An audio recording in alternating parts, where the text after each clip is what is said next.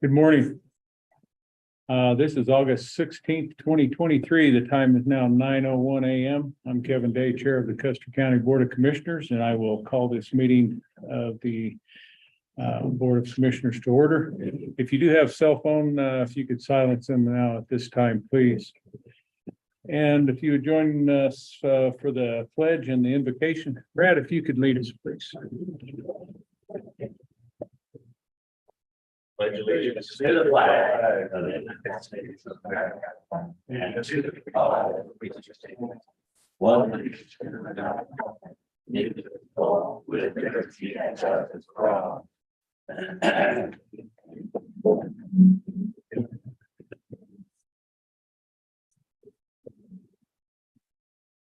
Father, we come before you here this morning, and we thank you for the opportunity that we have to come together and to do the business of the county here today. We ask that as we meet, that you would be with us. We ask for your guidance. We ask for your wisdom, for your direction. Father, we just pray these things in Jesus' name. Amen. Amen.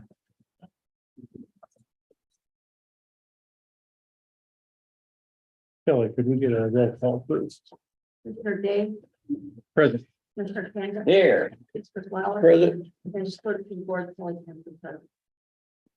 Right, and if we could get an audience introduction, let's start over here with you, Paul. Paul Bogason. Currently work for Road and Bridge when it recognized me out in the middle of the road. Live in Westwood. Daily Day Wetmore. Joni Wilcox. Stephen Wilcox. Nikita Phillips. Westcliff. Brad Hallpley, Custer County Coroner. Ann Wilson. Ann Barnbrook. Galen Murdoch. Andrew Zeller. Matt Miles. Jimmy McMahon. Aaron Baker. Jerry Baker. Lauren Green. Ruth Barr Wetmore. David McGinn. Greg Williams. All right, and I believe, look here. We have a couple of people online as well. If anybody goes to speak later, if you could identify yourself for the record, I would appreciate it. Thank you. Any amendments to the agenda?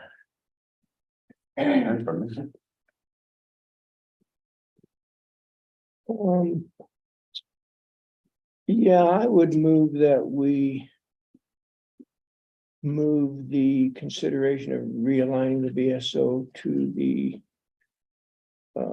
end of the new business after the executive session.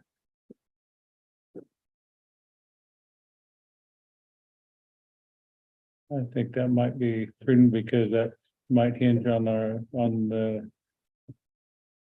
decision on that. Correct. Is that why? That was Okay. my thinking, yes. I would second that. Thank you. Discussion on that. I don't know if it makes a difference, you have to be a point of contact either way, doesn't matter. So. All righty, those in favor? Aye. Aye. All right, so we'll move consideration of alignment down to after the discussion of the contract. Yeah.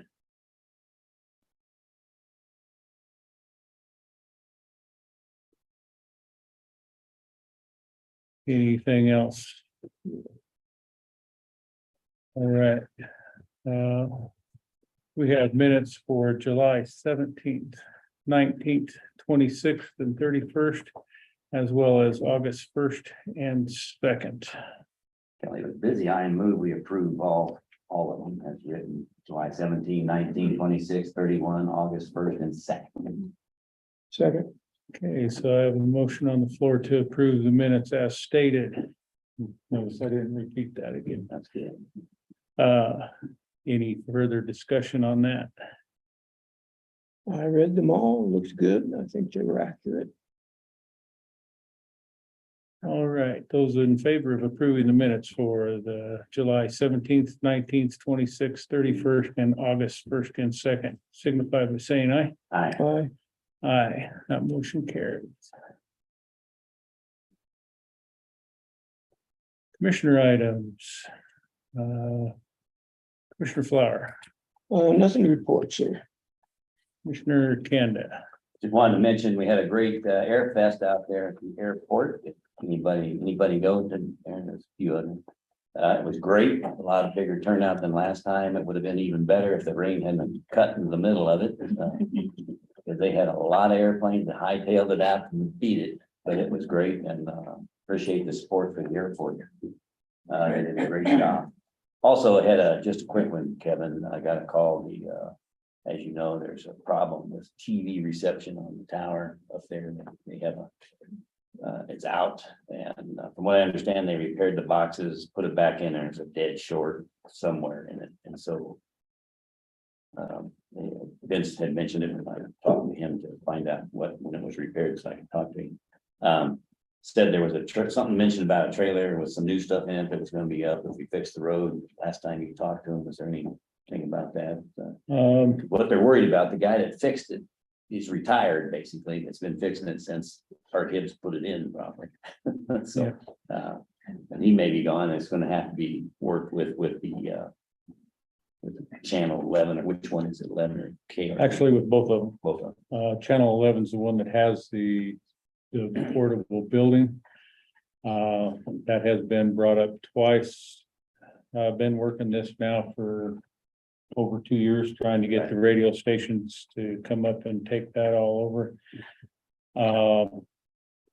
At the present time, channel 13 is working at least partially. I don't know if it's getting everywhere. Channel 11 is, the board's just completely fried in there. So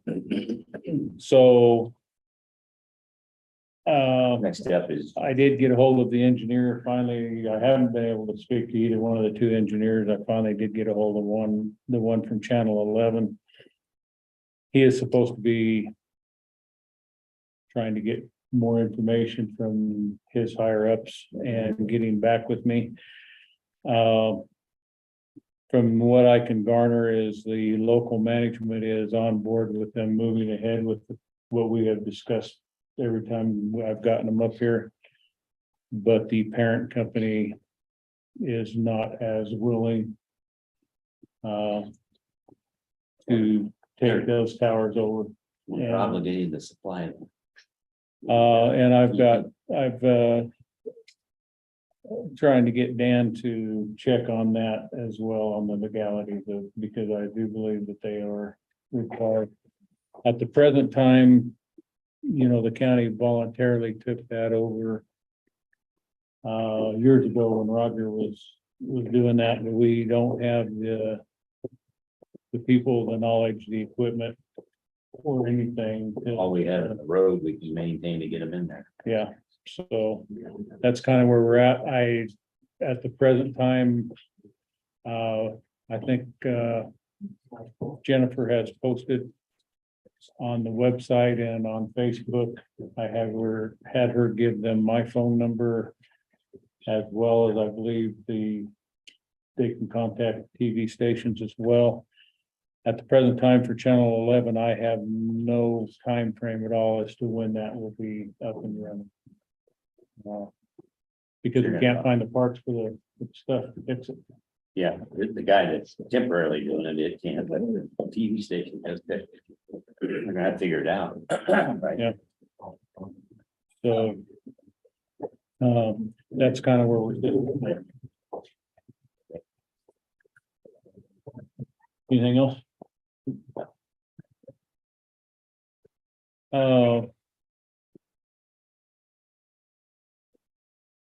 I think we all received an email from CCI that they will need us to designate voting member for their legislative committee and membership meeting.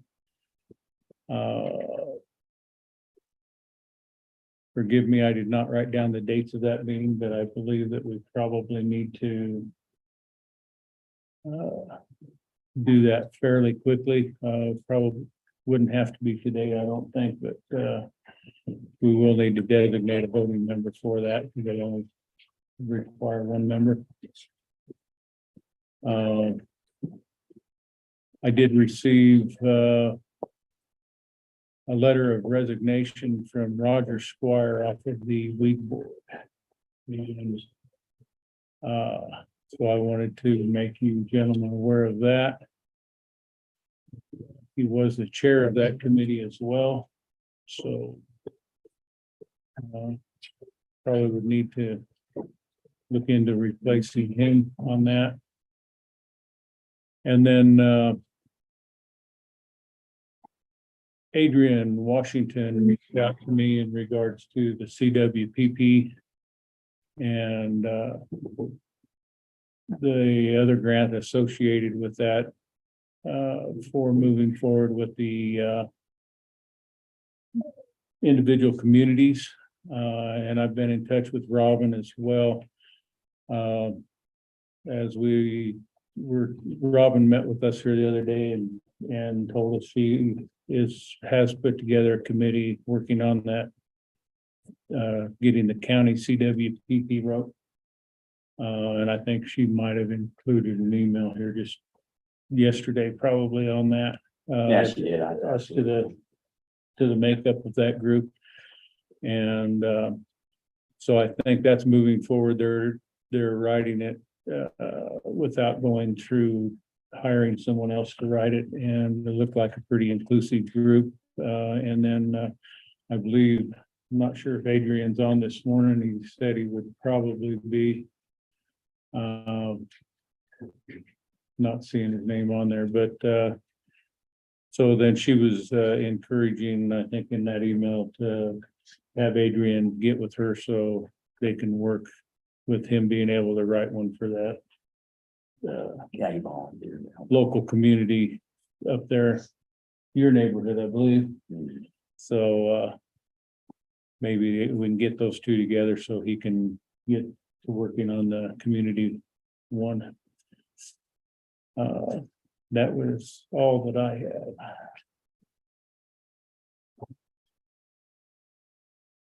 Okay. Welcome, Dan. Did you have anything for us this morning? Just one quick thing I think I wanted to bring up and make sure that y'all are okay with me doing. I think I'm gonna send a memo to county staff. Already it's become somewhat of an issue that officials and department heads are referring people to me with questions, like citizens to me with questions. And it's not always clear whether they're referring them to me as a private attorney or whether they're referring them to me to answer questions on behalf of the county. And I'm not getting necessarily a heads up from those the county staff that that's happening. And so my inclination is to not answer. I can't be in a position where I'm just answering random legal questions from citizens without an official department head referring them to me specifically and giving me a heads up. Here's why I'm having this person talk to you. Otherwise, I'm potentially creating an attorney-client relationship with somebody that That's right, it has to be. I shouldn't be doing. And so I just want to kind of make sure those boundaries are clear to the staff and particularly elected officials and department heads. So like I said, I'm gonna put together some sort of short memo to the county staff. I'd like to do that unless somebody has a significant objection to that. All right. Good idea. Anything else? That's it. All righty. Kelly, do you have anything for us? All right. We'll take us to public comment. If anybody has anything for public comment at this time that is not on the agenda, now is your opportunity for that. Check online. Not seeing any hands raised there. All right. We have no unfinished business. New business. We have the consideration of the power stretcher for the county coroner. So Brad, can come on up or you can speak from there, however you'd like to do it, sir. Okay, well, I'll try and keep it brief. Good morning, everyone. I did send you guys each an email with the full proposal, and then you have the written, one with you there. Unfortunately, they're very expensive. These things are not cheap, but, if you notice on your proposal, they have the rack system that goes in the vehicle. And I can go over this for you. The power stretcher we're looking at that can lift the body and get it into a car for us is $40,000, $404,880. And an extra battery, $634,40. Side lift handles, everything, of course, is an accessory. They charge you extra for everything you want to get. The side lift handles for us are $581.60. The mount that goes in the vehicle is $6,512. I don't think we need that. With the current vehicles we have, I don't think we need that lift system in the vehicle. Just the stretcher itself and the battery and the handles would be more than adequate for us. So I think, and they said we can just take that right off. He would remove that from our price of $6,512. So we'd be closer to the $42,000 range total instead of the total quote of $48,132.80. So it would be considerably cheaper, at least without that. And like I say, with our current vehicles, I don't think we need that lift system. So and I'm not expecting you guys to decide this today. If you guys want to take some time and look these things over, and we can do it at another meeting, but however you guys want to do that. We have looked into USDA grants, and the sheriff has done the same.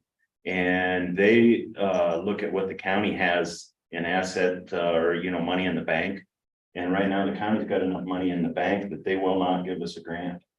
If we have our own money, they won't. They figure there's somebody else more in need than we are. So the county currently has enough money that they won't give us a grant for this thing. Possibly there's other options for that. I don't know. There are financing options through Furno, the company that I got the quote from. And to be honest with you guys, I did some talking with the community about fundraising to raise money for this. And across the board, I get the same answer from citizens isn't that what our tax dollars are for? And it's not to say they wouldn't help me with fundraising and give us some money or, donate. But everybody has told me the same thing. Isn't that what our tax dollars are for? Shouldn't we have this already? And so, we kind of been kicking this can down the road with not having some of these things, some of this equipment that we should have already. So I'm trying to get us up to that. Unfortunately, it's a big chunk of money because we haven't done this for any time. I looked at my budget, and with 7 months of the budget or 7 months of the year gone, we've used 27% of our budget. So coroner's budget. So some of that's good management, some of it's dumb luck. Yeah. We haven't had, we haven't had a bus go up a parts gravel full of people. If that happens, we're going to incur that expense, and there's nothing we can do about that. So, some of it's luck, but, and I told you guys at our presentation previously, some of the reasons we need this thing. We don't currently have a stretcher at all. We have a Stokes basket, if you're familiar, is a metal basket, it weighs about 40 pounds. And we don't have a stretcher made by power or any kind right now. We're lifting bodies in that thing. And my truck bed with the rollout is about this high. So you're trying to get a body up chest high. And I'll give you a couple quick things. We had a death a while back where a lady died in her bedroom. Her husband was very upset, and we come in, got him calmed down, had him sitting down in the living room.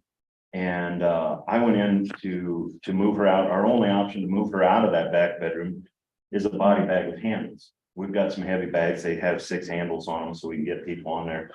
And I'm in there unrolling the body bag, and he walks in the room and he just loses his mind when he sees, oh my God, my wife is going in a bag. I think we can do better. I know it's expensive, but I think we can do better for our people in our community. And the dead person doesn't care. It's the family that's left behind that's there to see what's going on. we can do better.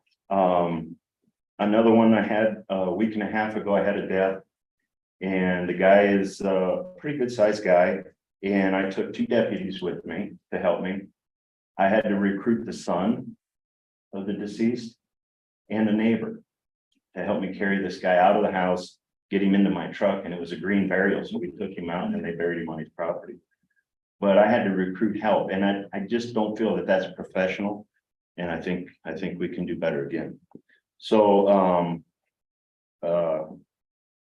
that's about all I've got for you guys. So if you want to consider this and let me know what you think. One other thing I can tell you right now, the coroner's office has about $85,000 in its budget left. So I have the money to buy this, if that's the route you guys recommend. Although if I run out of money at the end of the year, if I have a bunch more autopsies cost me $1,500 a piece, and plus our operating expenses. So if you guys recommend that I use the budget I have to buy this, we can go that route, although I will have to come and ask you for more money at the end of the year if I run out. So there's no way for me to quantify how much I'm gonna need. Although please keep in mind too, one of the vehicles we inherited is in bad shape. The county mechanics told me it would cost more to fix than it's worth. So I do have one vehicle that's on our last legs. I'd hope to have enough in the budget at the end of the year to purchase a replacement vehicle. So that's another consideration. So I appreciate your time, and I'll be glad to hear any recommendations you guys would like to move forward with this. Just a quick question. Yes, sir. Because I watched the demo too. Yep. 2 hours with you or whatever it was. Sure. They said you got a good deal too. What was what happens if you miss the opportunity? Well, what they're saying here is that, they've got their list price is 50,506. They're going to give it to us for 40,404, which is a $10,101 savings off of their list price. So I don't know if that's just because they like us or what, but that's what they're saying they can do it for. Might be standard operating procedure. Yeah, it probably is. It probably is. Makes it sound better. And you have it in the budget, and I know there's other opportunities, probably, maybe we have some other lack of funds that are available, perhaps, we got other things that can look at. And based on what I've seen on budget review, we had a lot of the departments are running not over, there's maybe some there. Yeah.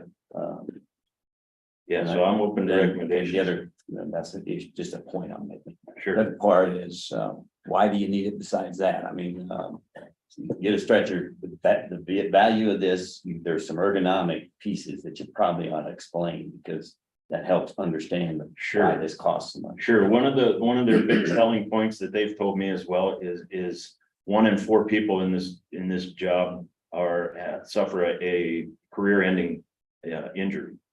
So when you're horsing a body around like that and trying to move somebody, 1 in 4 people end up with a career-ending injury that can cost the county money. So if we've got a power stretcher, it doesn't eliminate the chance of injury, but it sure lessens it. And I think a back injury to any of my team would probably cost the county this much or more. And the dignity part of it, when I'm not taking somebody out in a body bag, if I have a stretcher and a sheet, I can leave their face exposed. I can keep them. I'll tell you from experience, I've had a lot of times where you zip somebody in a bag and the husband and wife will go over and unzip the bag and get their face out. And they'll tuck it around their face where you can still see them. And it's not because they need air. It's just, they don't want them in that bag zip shut. And it's a dignity thing where if I had a stretcher and we could move them that way, we could use a clean sheet and leave their face exposed till they're out of there and run to the truck and away from the family and the loved ones. It's just a respect and a dignity kind of thing that would help us. So that's all I got for you guys. Question here. Yes, sir. This is just Furno. Are there other companies that provide? Yes. same thing. Stryker is also a company that does it as well, and that's what our ambulances all have. And I've talked to several people that have them. They run almost 10,000 more than the Furno model. That's why I went with the Furno model. I've seen both in demonstration, and they're a very similar product, but Stryker is considerably more expensive.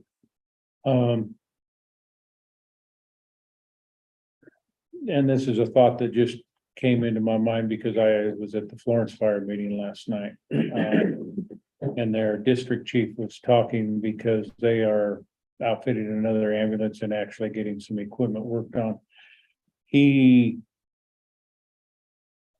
found someone that is certified on Stryker and as well as other units Mhm. that came in with a bid considerably lower than what Stryker was. I didn't know if that might not be something to maybe look into and check. Yeah, we could try and because that find might- other options. Because I hear what you're saying. Sure. I used to, years and years ago, I helped Art Nordike, Sure. and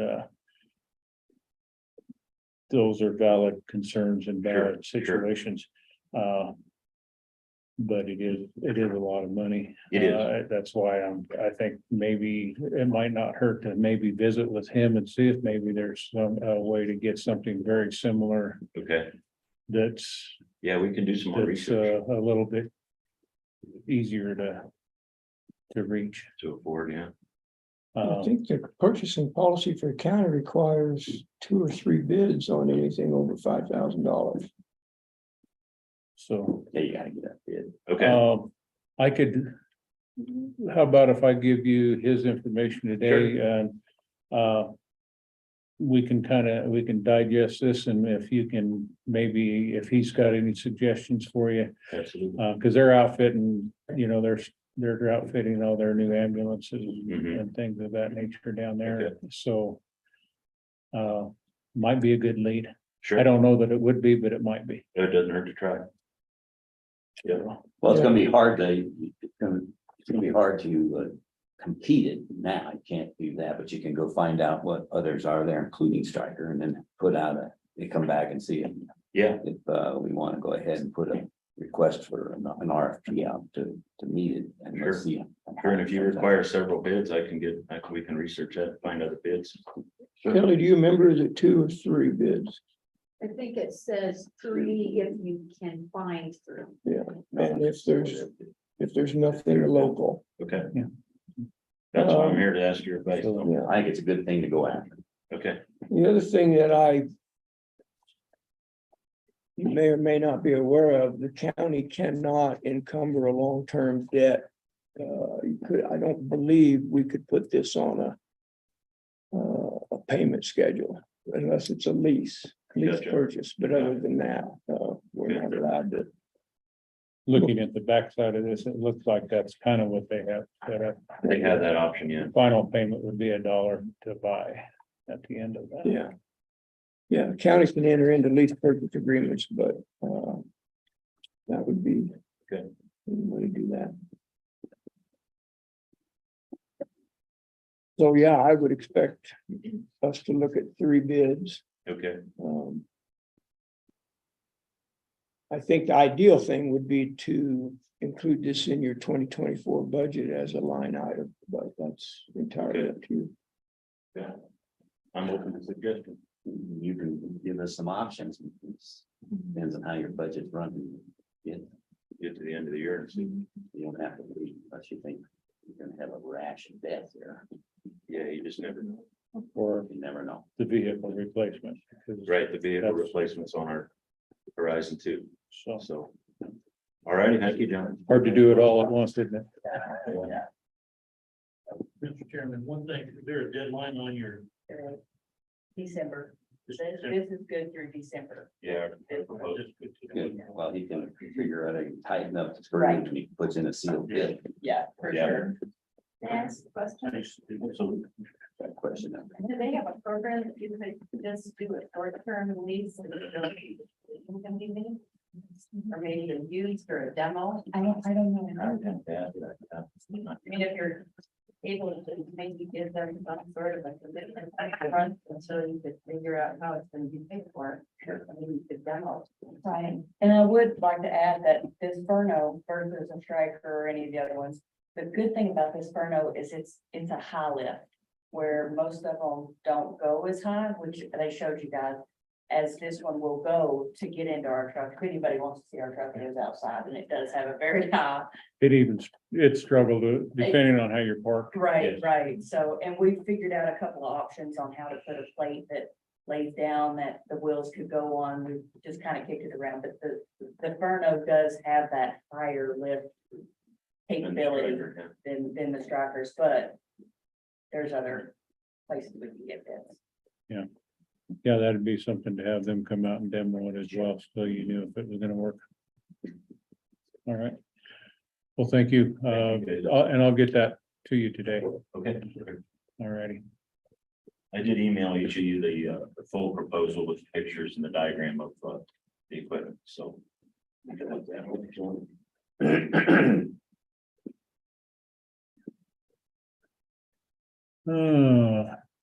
Did Rich get hold of you by chance? He did, he texted at 9:30, he was at McKinney.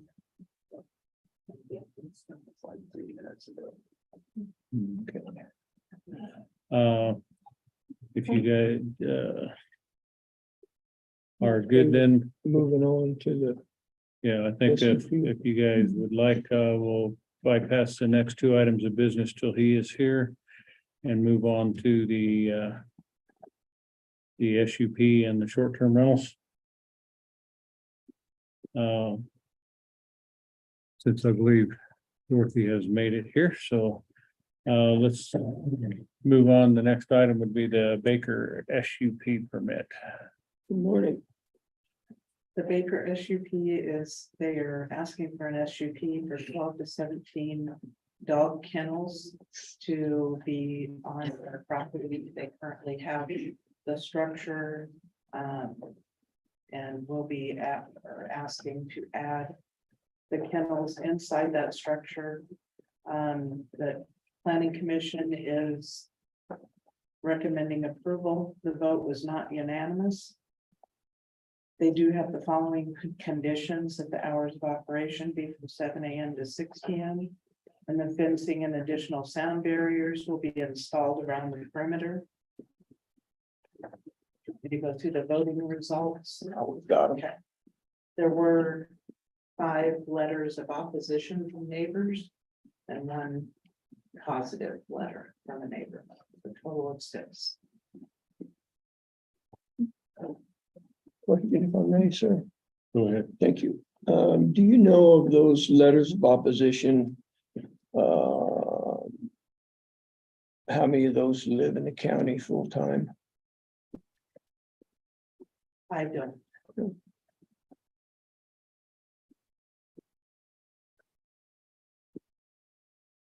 And another follow-up, if I may, sir. The fencing and sound barriers, when planning commission said installed around the perimeter, are they talking about the perimeter of the property or the perimeter of the kennel itself? It's a portion of the property, if I understood it correctly. And I know the Bakers are here. Are they aware of and have agreed to these conditions? I believe so, yes. Could you guys elaborate on the fencing and the sound barriers? That was a concern to me. Surely they don't expect you to put a sound barrier around your entire 42 acres or whatever it was. So, hi, I'm Jared, and this is my wife, Erin. So on the sound barrier, we had provided several diagrams and pictures to the special use or the planning and zoning. Got a good picture at the bottom. Scroll down. And so we have an existing pole barn there that is approximately 90 feet long by 60 feet wide. The kennel space would be facing to the south, and it would be approximately 60 feet long with some exterior kennels there. And all we have ever discussed is doing a noise reducing fence around the dog yard, which would be approximately 50 by 50 out of that, off of those kennels. Understand it's an 8-foot fence, is that true? Yes. Then you're gonna put some sound barrier on. Yeah, so I kind of went through this with planning and zoning board a little bit, but there's just lots of different techniques and options to build noise reducing fences. Some people do a typical wood fence, and then we'll put padding inside to stop vibrations. And then it would be like a double layered wood fence with wood on the inside as well. So that would be one option. We talked about possibly doing a retaining wall type scenario. But the wall would be built with noise reduction, as the primary focus. Who's the closest neighbor? Our closest neighbor is Eric Swenson, and I also took some measurements off Onyx Hunt, just if there was any curiosity about the distance to neighbors. So house to house, us to Eric Swenson is 540 yards.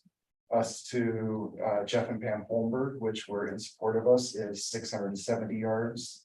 One of the first letters of opposition were from the Blacks. They are 900 yards away. Neighbor directly across the street, Erica, is in favor of what we're doing. So. And most of the letters of opposition were not from people that were here. Yeah, that's why I asked the question. I assumed, based on my research and the looking at their properties on the assessor's website, I assumed they were not full-time residents. Yeah, some of them don't have any structures on their property at all and have lived in Illinois and just on their property. Yeah, bare ground. Yeah. Certainly made it sound like in their letters that they live there full-time, but I don't believe that's the case. Well, I think I might have a question. This is probably for you. They put a stipulation of hours of operation. Yes. And let me change that wording, and I probably need to, those are the times that the dogs will be allowed outside of the kennel. That's the question I had. I mean, In the do yard. all the is dogs sound- have to go home at 5 o'clock at night? They'll be closed in at night, so they would have to be closed inside by 6 p.m. is what they're saying. Yeah, but you would be open for operation if somebody wanted to come and pick up a dog at 9 o'clock at night. Or 8. Preferably not. I like currently, just a little history on me. I do work at a dog kennel, dog daycare, boarding, training, and grooming facility down in Pueblo. I've been doing this since 2008. Our property down there is getting taken by an individual from the state. And so we have lived up in West Cliff for 8 years now. And I have been commuting back and forth to Pueblo every day. And I would like the opportunity to start something up here that I feel the community would need, and it would also, help me work where I live. So what would you suggest, Dorothy, changing this language, because it says hours of operation 7 a.m. to 6 p.m.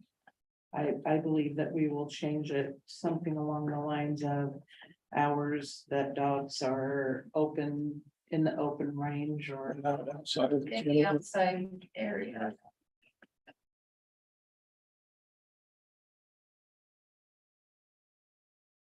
Kennel compound, or whatever you want to call it.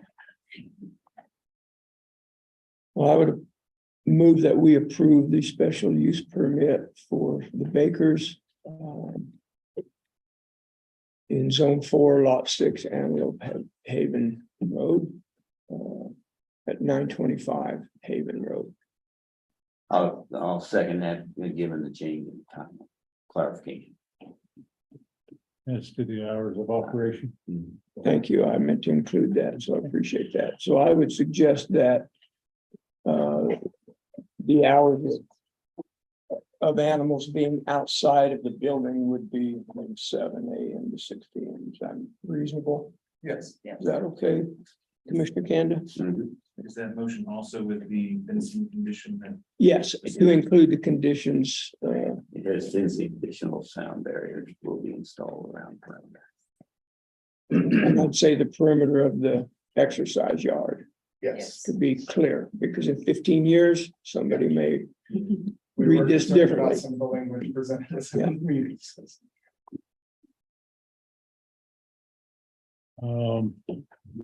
And for the record, I believe some of these letters are the same that I forwarded to you. Is that correct? We did receive an email that I did forward to Kelly that I would like those letters included in the record on this as well.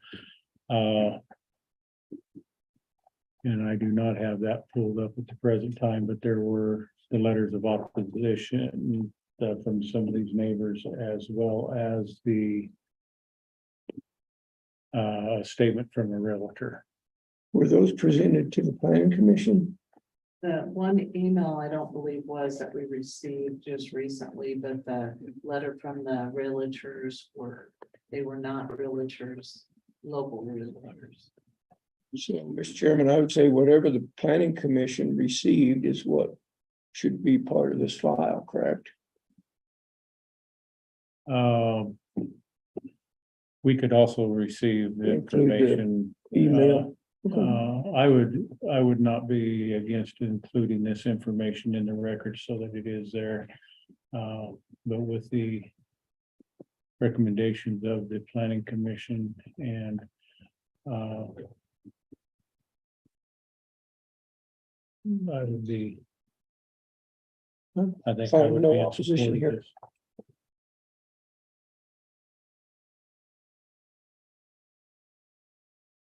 Anything else discussion? Anything from? Go ahead, Jim.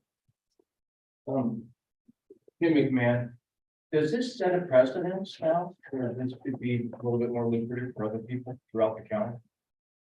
Like next door to you, or you? Well, just a quick question, I just wondered if it sets a precedent. Anything that takes place that is not according to the zoning would have to come before the planning commission. And it's a case by case scenario, just like the STRs are, some are approved, some are not.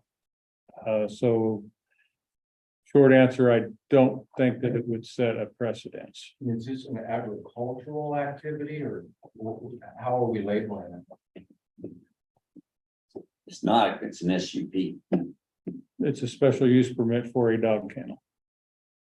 So that doesn't fall under any agricultural thing at all? No. Yeah. Ann Barker, I'm just curious, what is the level of the sound barrier? What's the effective level of the complete noise reduction, or is it only half, or how do you know that's gonna be effective? Complete noise abatement, I think, is a pipe dream. Let's put a muzzle on. So I think a good faith effort at reducing that noise, I don't think we did not discuss here today, and I don't believe probably the planning commission discussed a certain level of abatement as far as being able to meter that.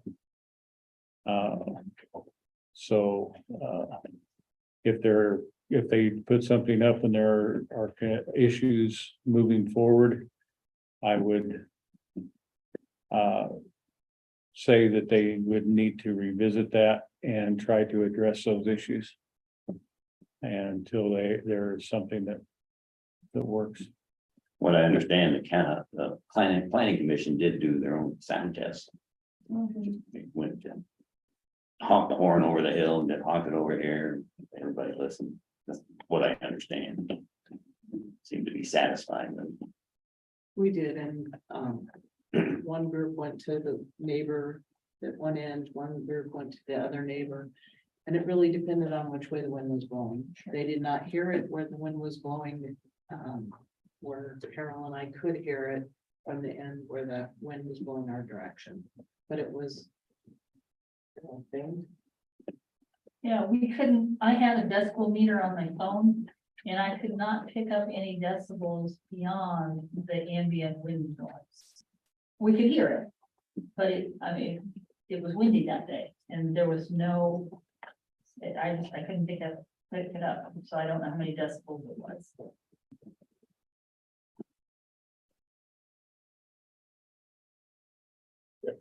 Here. No hands online. Anything else from the room?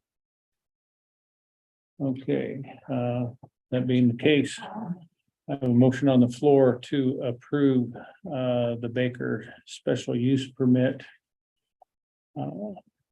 for the address of 925 Haven Road with the change in verbiage as to the hours of operation and inclusive of the other requirements put forth by the planning commission. Those in favor signify by saying aye. Aye. Aye. Aye. Those motion carries. Thank you. Thank you. Yeah.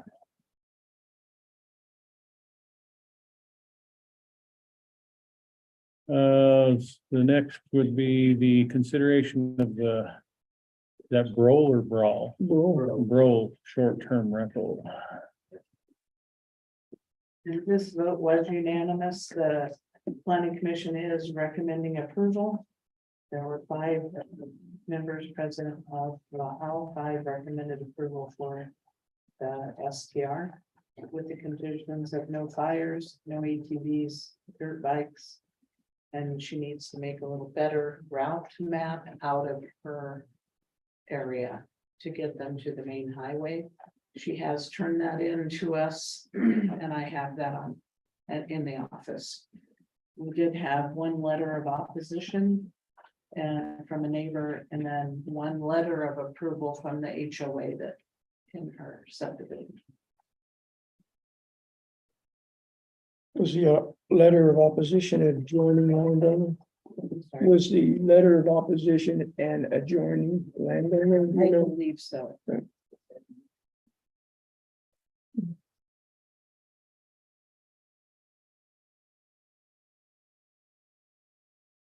I move we accept the recommendation from the planning commissioners. They presented with the stipulation, no fire, ATV, dirt bikes. Make a better escape route. I don't know how you're gonna judge the escape route.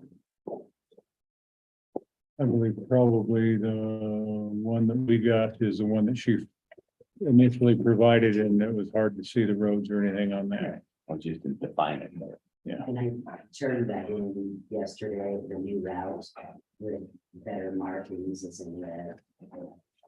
And it shows it's just 69 and about 696.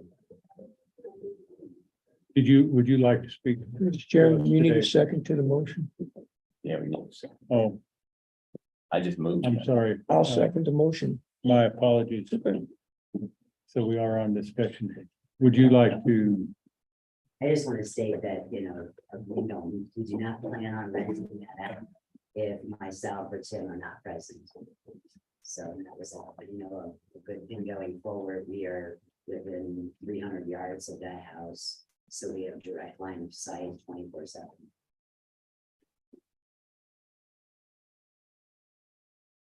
Anything else from up here? Did you guys do a site tour?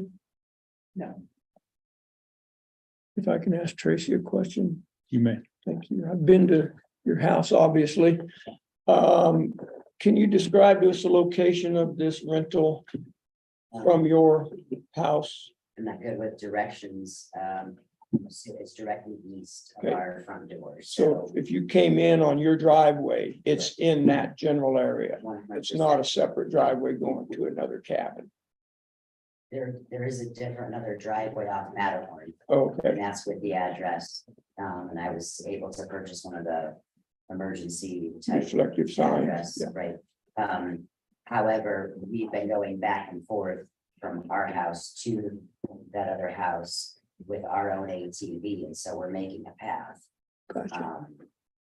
So anybody who rents that is, very easily gonna see the owners are right there. Right. Okay, thank you.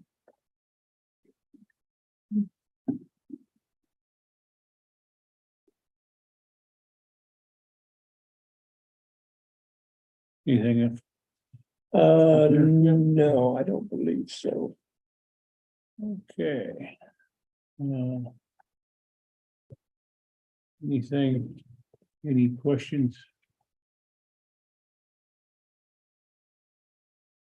Okay, I have a motion on the floor to approve the short-term rental permit for, Real quick, I'm sorry. I'm assuming this is here because it fits within the allotted number. Yes, we had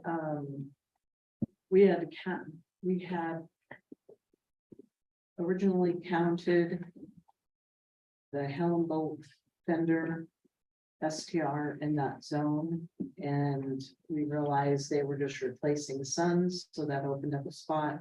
We also, for the next one, had an opening with the revocation of the Smith STR.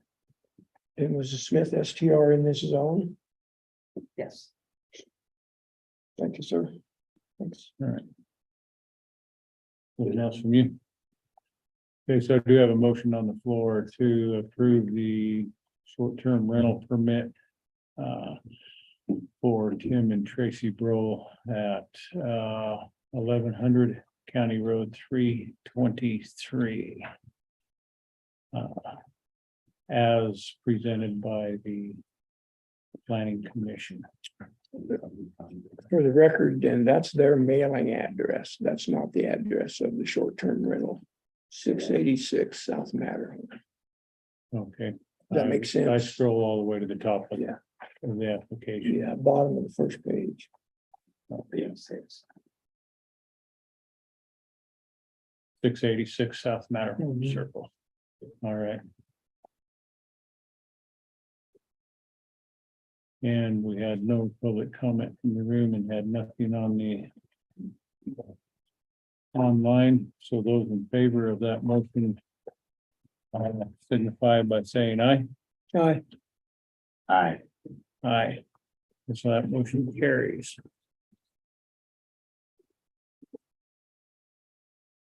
Our next item then would be the consideration of the hunt short-term rental permit. This one was as well an unanimous vote. We did not have any letters of opposition or for it. Annie is planning on utilizing her short-term rental while she is staying on site in one of the attached bedrooms. She is planning on offering our residents or her visitors the opportunity to learn about ranching with alpaca. Kind of a neat little idea.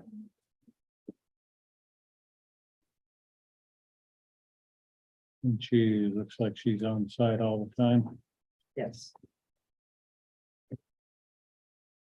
All the time. All righty. We're having a hard time hearing too. Kevin, it will, if it's hard to hear you guys. We will try to speak up. Okay. I would move that we approve the hunt short-term rental permit as per the recommendations of the Planning Commission at, let me get my address again, 3200 County Road 129. With additional stipulation. Yes. the As condition. per the recommendations from the Planning Commission. Second. Those stipulations are also no open fires, no ATVs, side by sides, and am I on the right one? Yes. Yeah. And to provide a better diagram to show the location of the fire extinguishers. That's all been done. I think it's.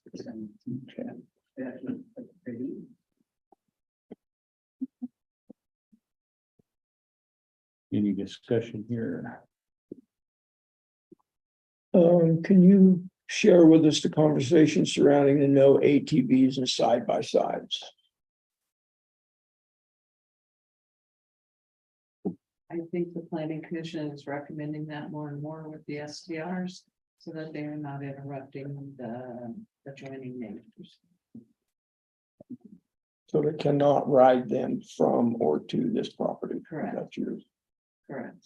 And Annie said she did not have any available for them.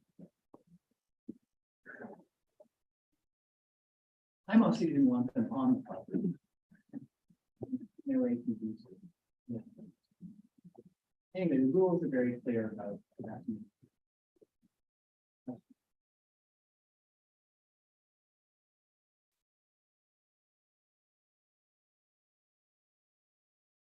Okay, public comment. Matt Miles, are these short-term rentals and the question occurred to me, and special use permits, are they personal to the applicant? Totally personal to the applicant, do not run with the property at all? They do run with the applicant. On the short-term rentals, there is an opportunity if the short-term rental sells for the buyer to start that process. But they do have to go back through the process. Thank you.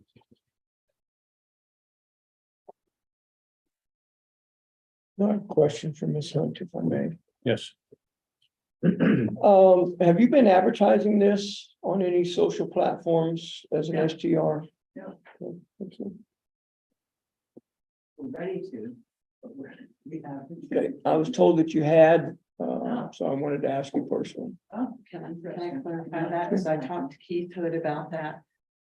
You're advertising the opportunity for them to come see your alpacas and have that experience. Yeah, I do She's tours. not I advertised. Tuesday, Thursday, and Saturday, Right. but they have to call for a reservation, but it's not a rental. Yeah.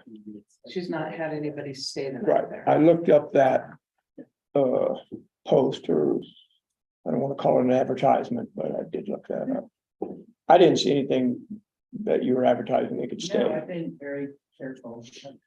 I don't like to break the rules.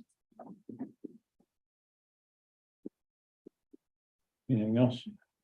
Not for me. Sorry, thanks for that. I forgot to ask.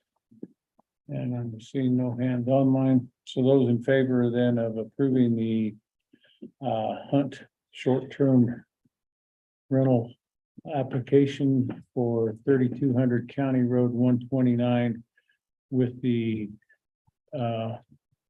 conditions put forth by the Planning Commission, signify by saying aye. Aye. Aye. Aye, that motion carries. All right, thank you. Dorothy, thank you. Okay, we will go back up on our agenda. Rich, welcome. We have our county sheriff report, and then you also have an ask afterwards. Well, we had a busy summer. And by June, the posse had already donated 3,000 hours to the community, and that's as much as they did all of last year. And then just in the months of June and July, they did 900 hours apiece each month. And that was to support the music festival, the rodeo, 4th of July parade. We started a new program. We had been doing a thing called Town Patrol, where the posse goes through the town and interacts with citizens and tourists. And then we started doing that on a countywide basis. So we actually have 2 posse members in a vehicle, and they travel to different districts in the county, and our goal is to cover every single county road. And a lot of people have talked to them and said, hey, we've moved here X number of years and never seen the sheriff's office here. So part of that's to deter crime, but also to open relationships. Our total days in jail have really surged this summer. And so we're on track to exceed our original estimate last year by 40%. And so we've had people being arrested for more serious crimes and staying longer in jail. And in one case, we had to house a guy until BOCC could take him. One of our big problems we're having is 911 misdials. And so just in the last 3 months, we've had 169 911 misdials. And there's one business in West Cliff, and they have problem with their thing and it called us a lot. And we're working with them on trying to get that problem resolved, but it's very time consuming for the 911 dispatcher and then the deputy. And 24 hours a day, if it happens at 2 in the morning, we have to check it out.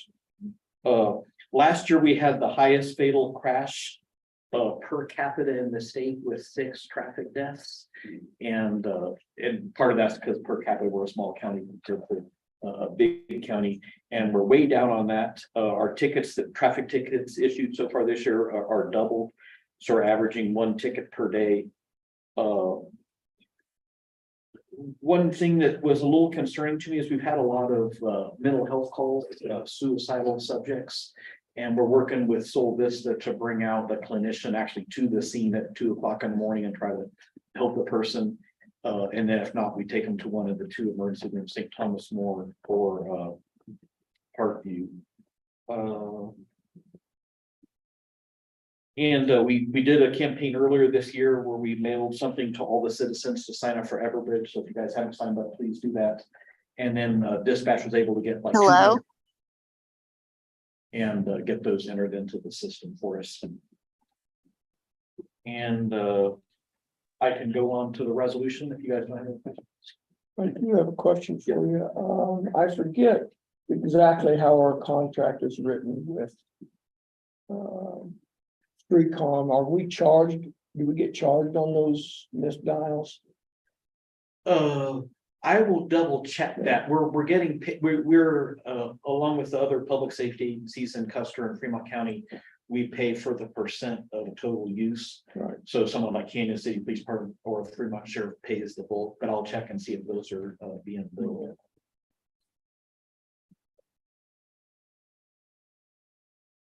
I certainly understand how people can misdial on a cell phone to 911. Especially cell phones. They're pretty touchy about that. All you have to do is stick them in your pocket some. I got them right here. So. All right, if that's all you have, then if you have anything, Yeah, John, thanks, Rich. if you would like to move on to your request. So last year, we turned in our budget estimate for this year and we requested 2 new police vehicles. And we estimated the price of that with the lights and sirens and the police radio and whatnot was going to be in the neighborhood of $160,000. The budget was approved, and come early January, we reached out to the fleet sales to try to order a Tahoe. And there was none to be had nationwide. They had the special police package. And then later, the fleet this Elway Chevrolet has the bid price for this. They located a cheaper Tahoe for us, 2 of them actually in the Dallas-Fort Worth area. And so we went ahead and ordered the lights and sirens. And this was contingent on getting a $50,000 grant from the U.S. Department of Agriculture Rural Development. And so we went through the whole year thinking that grant was a sure thing because it had been in the past. And then they notified us this summer that we no longer qualify for that grant based on the county financial picture. And one of the things we had to send them was a budget and an audit from the county, which we did comply with. So that leaves us short. And then early this spring, we had a deputy who was driving a police vehicle and was in a terrible car crash, not his fault. And that deputy, the police vehicle was totaled. And our insurance provider is a CTSI and the at-fault driver is State Farm. And they wanted to repair the vehicle. And it's over at the county shops, if you guys have seen it there. And we took it to 3 different body shops, and all body shops said, we absolutely will not have anything to do with this vehicle because it's a police vehicle and the frame's broken and some different things. And so they paid an initial settlement of $15,000, which went into the county general fund. And I think the vehicle's worth $25,000. We're waiting on the last 10,000 of that. And then that leaves me with the shortfall, and I don't have the exact number, but it's on the resolution of around 16,000. So what I'm asking is to transfer the 15,000 from the insurance settlement to our budget to buy the police vehicle, along with an extra 60,000 some change. I can pull it up on my phone if you don't have it. I'm looking at it. I'm looking at it as well. Now, there's a chance that the 10,000 would still come in. And so I would just propose if it comes in, leave it in the general fund, and that would help offset the cost of doing this purchase today. The 10,000 is not a sure thing No. any more than the grant was, right? Yeah. So. Go ahead. So basically. Money in hand. And I guess not really in hand because it went to the general fund is the 15,000 that we have received from the insurance company. Did anyone sign off on that settlement with that insurance, with the insurance? No, it's still open. Okay, I'm waiting for the other 10. who is in negotiations on that? Braden, Okay. They've got an obligation to pay us, well, it's undisputed, that's why, probably why they gave us the. First place. I'm sorry. We wouldn't have signed a release necessarily for us to get the 15. Because the insurance company has an obligation to pay us the undisputed portion of the claim, even though we're disputing the other 10. Okay, So the county wouldn't have had to sign a release or anything or settlement agreement to get the 15 in the first place. thank you for that. So Now, to- that vehicle, the crash vehicle actually has brand spanking new tires on it. So we're hoping to save those and put it on another vehicle. What size are those? $1,500. Yeah. So we're not talking about the purchase price of 2 new vehicles. We're talking about supplanting your budget with the 15,000 that went to the general fund And an extra. and an 16 extra 16,327. to make up for the grant that we didn't get from USD. And then our budget code for capital assets, it's a 5,000 code budget. So you actually have money in there, and we haven't spent any of it except for buying the police radios. We had the police radios purchased, sent off a program, and then they're down in Texas right now. Okay, let me summarize what you just said then. You need around $31,000. Yes. Then that includes the potential 10 grand coming in or not? Not. Okay, so we can go ahead. And so I would move that we support this request, and I would say for $32,000, just to give the change. And then if it does come in, I like it, wherever it ends up, the 10,000 you can pay back, or maybe not. I would move we accept the request for 31,000, 32,000.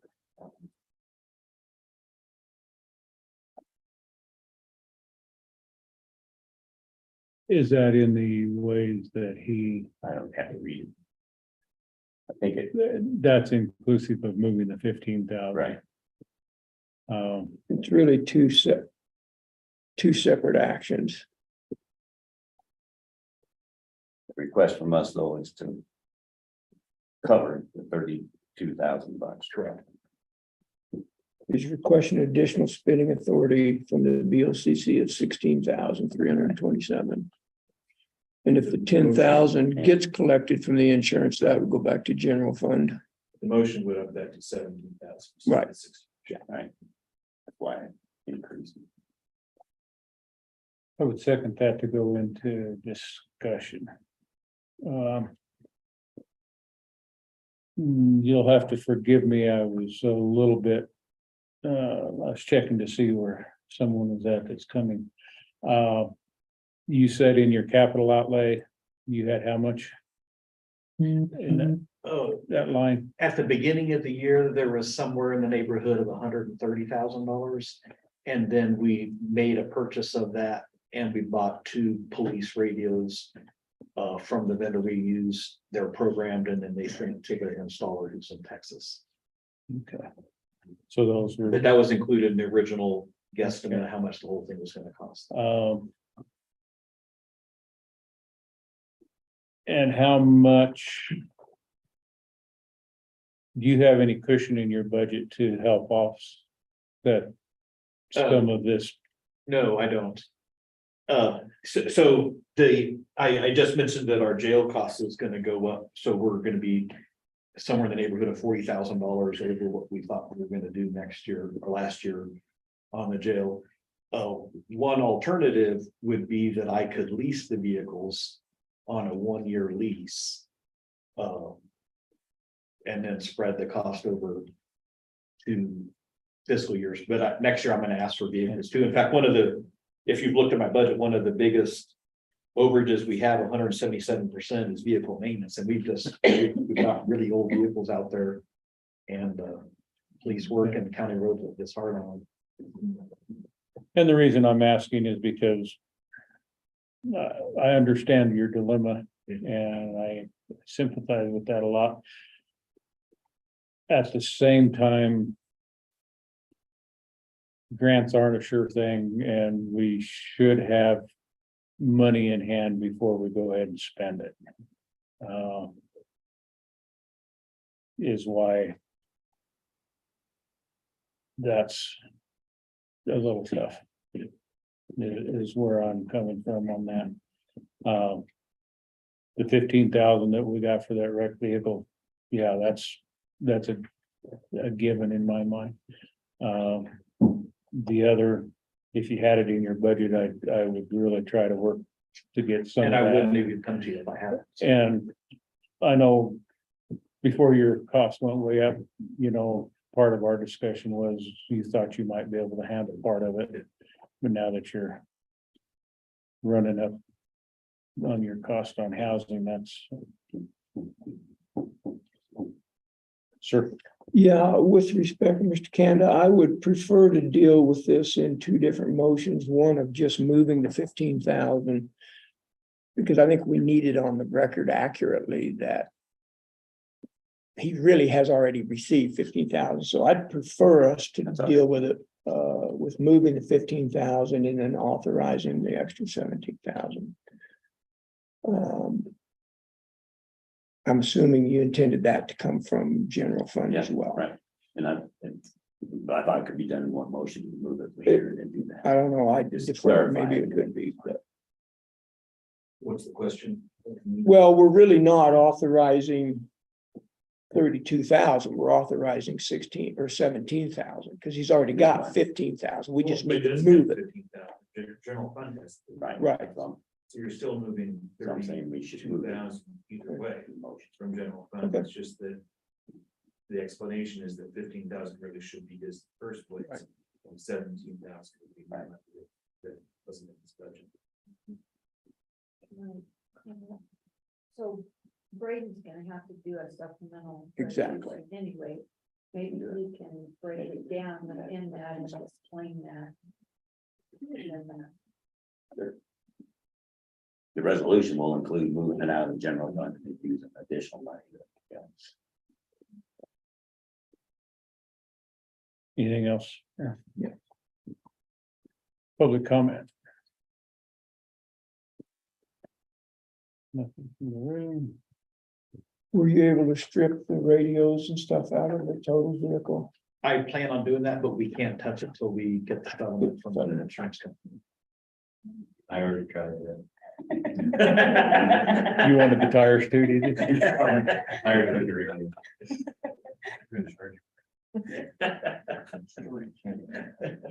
All right, I'm not seeing anything online either. So I do have a motion on the floor to support the sheriff's request for a total of. Did you say 32 or for the 31,327? I said 32 too. Okay, so I have a motion on the floor to transfer $32,000 to the sheriff's department for the purchase, completing the purchase of the 2. How was that stated, Kelly? I'm getting off track here on the motion. Do you have the motion? Yeah. What he said was to put 32,000 into the sheriff's budget. Okay. And then the resolution will say the 2 steps it takes to get it. So I have a motion on the floor to transfer $32,000 to the sheriff's department to support the purchase of these vehicles. Those in favor signify by saying aye. Aye. Aye. That motion carries. Thank you very much. So. Thank you, sir. Thanks for And coming thank you down. for your report. It's good information. Thank you. Thanks, Rich. Thank you.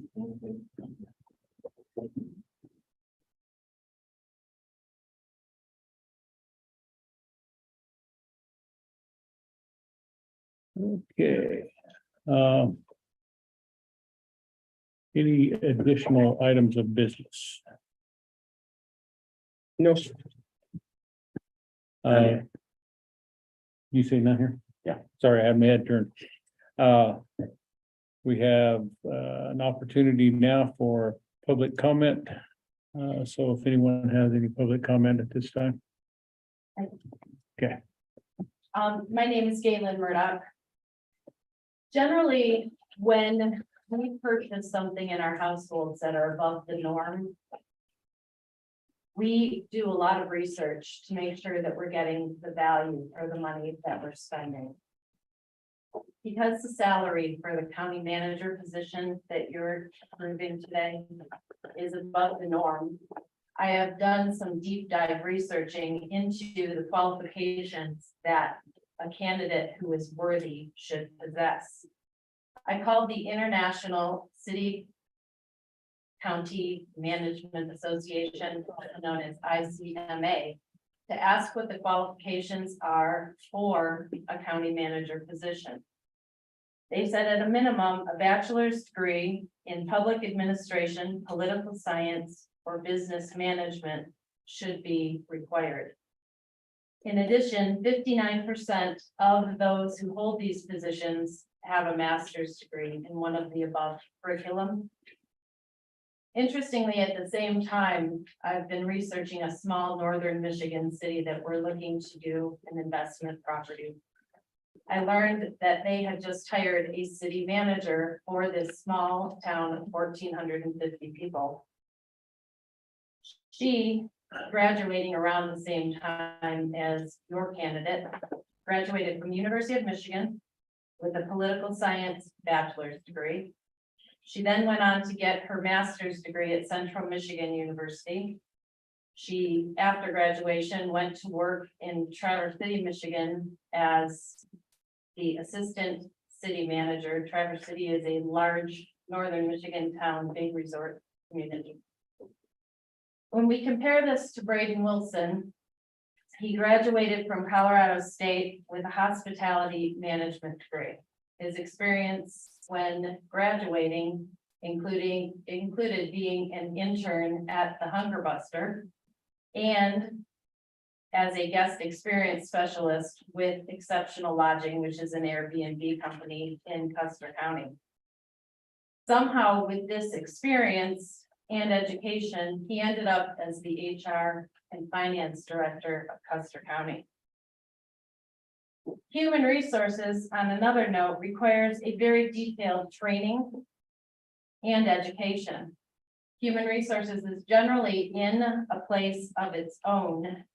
It's kind of a sad position because you should be above all of the fray when it comes to the social and work interactions that you have with your fellow employees. With that said, Braden's lack of education and training has now been featured in a letter of determination regarding a harassment and hostile workplace environment situation. The case was brought against one of the commissioners, one of Braden's bosses, and he did not feel it necessary to take it to the state of Colorado, which in general, human resources would be protocol when dealing with a superior. Braden decided to set his own protocol for this situation, which included helping to create a letter that stated the hostile workplace environment did not exist in Custer County. He then helped to circulate this letter and having some handpicked employees sign this letter to support the fact that there was no hostile workplace in Custer County. Braden is now actively named in this letter of determination from the state that could cost our county, the taxpayers, an extreme amount of money. With all of this said, I feel that he should be disqualified from moving forward in this county manager position. He does not have the proper education, the proper experience, and he has now been deemed unethical to continue on. Thank you. Anyone else? Sure. Pat Miles. I really feel like that this entire process with Mr. Wilson, and I've just got involved in it recently. But with what I've learned, this entire process is deeply flawed. Deeply flawed. It was rushed through for whatever reason. But there's no question it was rushed through.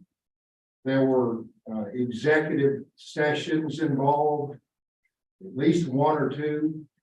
And I've looked a little bit at the law. And there's nothing wrong with an executive session in connection with what is going on here. Provided, however, the way it's supposed to work is a search committee is supposed to be appointed. And is supposed to develop the requirements of the job and is supposed to bring in the applicants. And all of that process is supposed to be vetted thoroughly in public. Because this person is working for the public, working for us. And the section of the statutes provides that nothing in the statutes that set out what is supposed to be done by this search committee. There's nothing wrong with the search committee having the initial meeting in the shade, we call it, or the executive session, to look through what are the requirements going to be, because we don't want somebody tailoring our requirements to what the search committee has decided to do.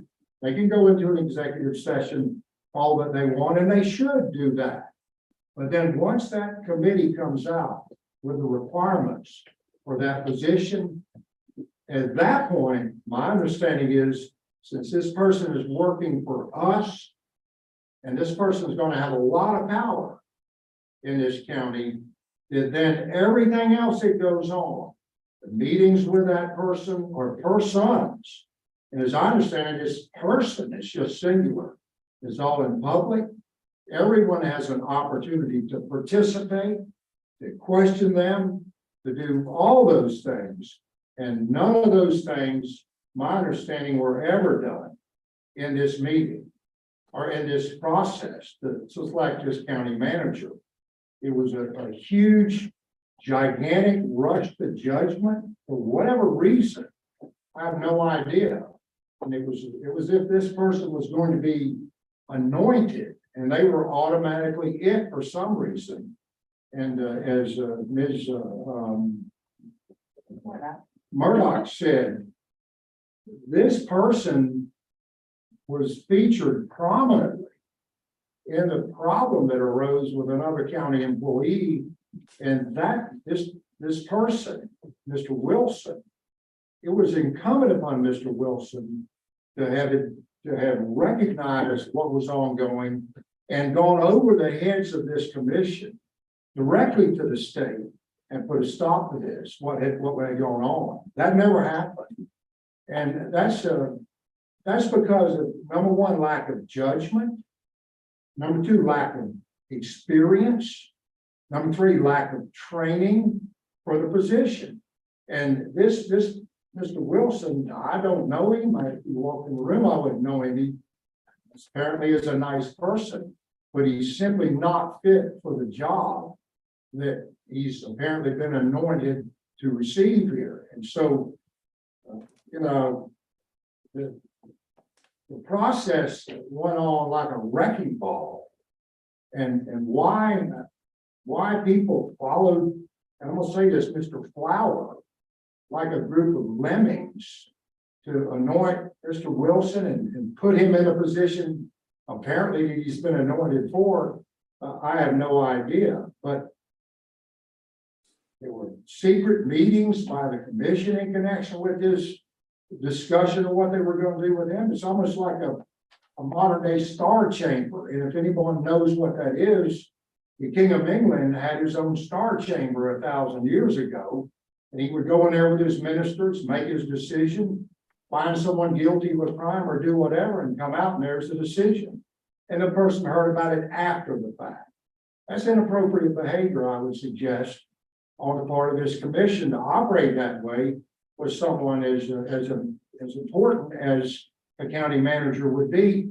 Notwithstanding whether we need that person or not in this county. I personally don't think that we do, now that I know how this county's set up. But, you know, I heard these special use permits, we got another one of those required, or asked for and permitted, but not required, but it was, the zoning was overridden in this county, the zoning laws. We've got the VRBOs or the short-term rentals and so forth. I really haven't followed that. I was involved in it initially, and basically now it's turning into a modification, one after another, of zoning laws and regulations that were set up in the 70s, the early 70s, by some very forward-thinking people. Leonard Rice was one of them. I don't know who the others were, but that was a group of people that set the zoning up in this county to stop it from being like Houston, Texas, I guess, with no zoning laws. Those people were statesmen. They were looking forward for this county, and those people made this county what it is today. And now we've got politicians running this county. I've heard it said that, you know, it's hard to be a politician in Custer County. We don't want politicians in Custer County because politicians are doing willy-nilly whatever's best for their buddies or whatever they think's best for them. We want statesmen in this county. And to do things like the ramrod this county manager thing through the way it was done is a stain on the legacy of those people that set this county on the course it was set on in the early 1970s and made it what it is today. So I would suggest this thing with Mr. Wilson, it should never, ever be carried through under the present circumstances, the way it's been carried through to this point. And that's what I got to say about it. There's no question. It's inappropriate behavior, in my opinion.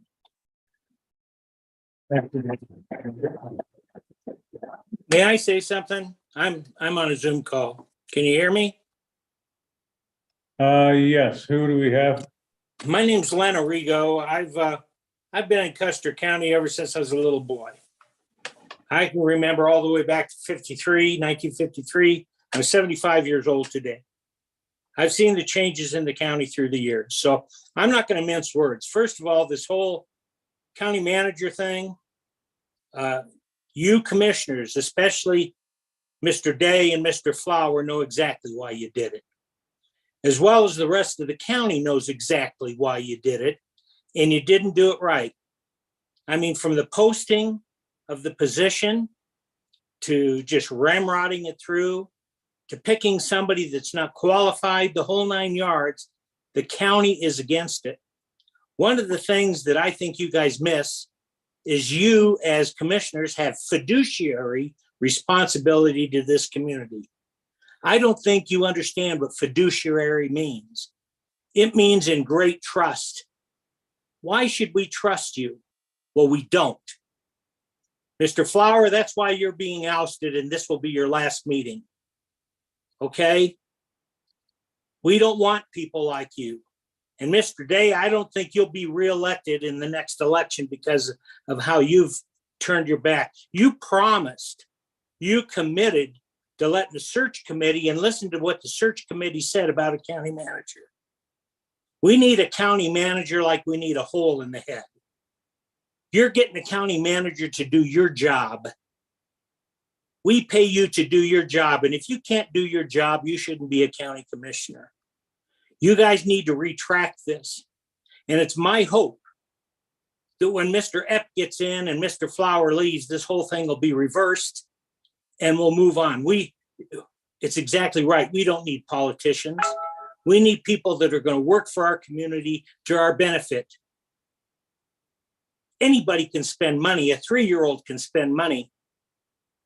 It's the wise person that knows how to manage the money, not to raise taxes, but to live within your means. And you guys have not done it. You guys are guilty to the highest degree. I don't understand how you can live with yourself and face this community. I'm extremely disappointed, and I guarantee, Mr. Day, you will not get my vote. And Mr. Flower, I can't wait until you're gone. I'm done. Thank you. Good. Carol. My name is Carol Langer. I'm a resident of Wetmore. I'm a former county commissioner in Teller County. Worked with a county administrator. First of all, I'd like to say I am sickened by the way this community is approaching this topic. I cannot believe in a small community that we have decided to tear each other apart in order to solve this issue. We are, because we're small, we need a county manager more than if we were big. And this is why. When I became a county commissioner, we were basically unskilled at county government, all three of us. I was in Teller County. I came up through the planning commission. We had a manager of a Montgomery Ward store and a state farm agent. And in a small community, this is what you're going to get. We're going to elect our friends. We're going to elect the people who are willing to put up with this crap for 4 years.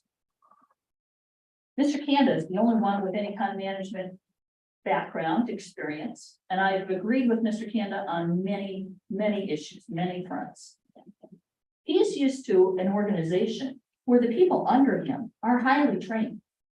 He is not used to, in his organizational experience, where we hire the best person we can.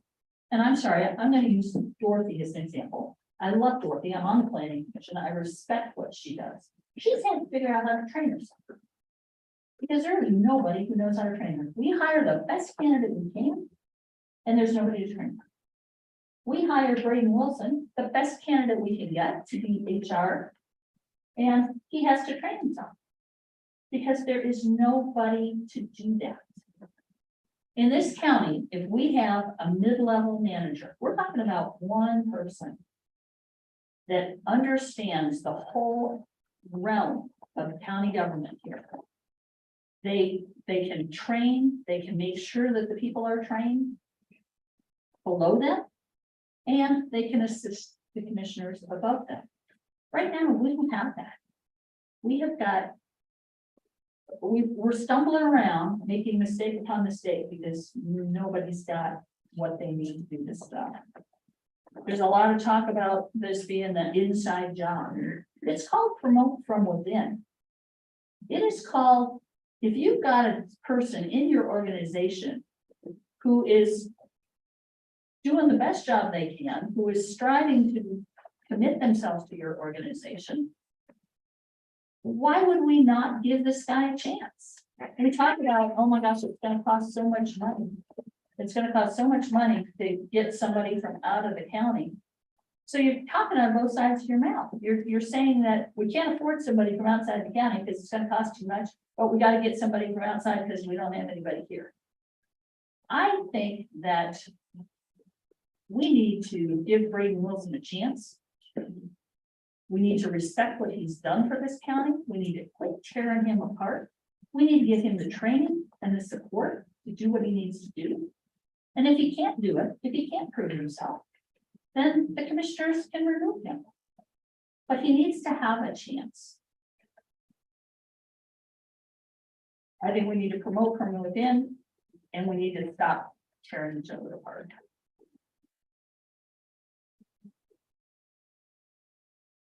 Sure.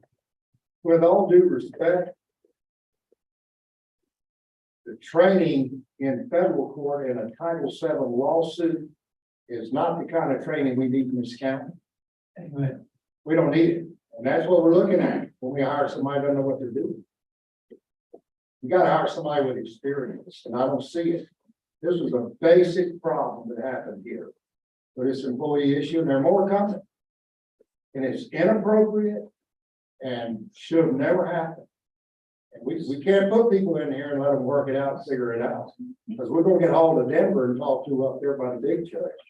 We don't want that. Right. My name is Joanne Canada. I'm from the Press. I'm married to that guy over there. And, I have to say, we start our day 20 minutes prayer. All of it.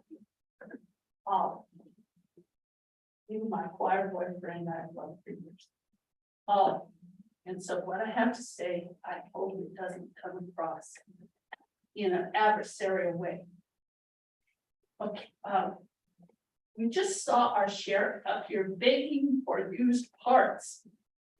Does that seem ironic to anybody?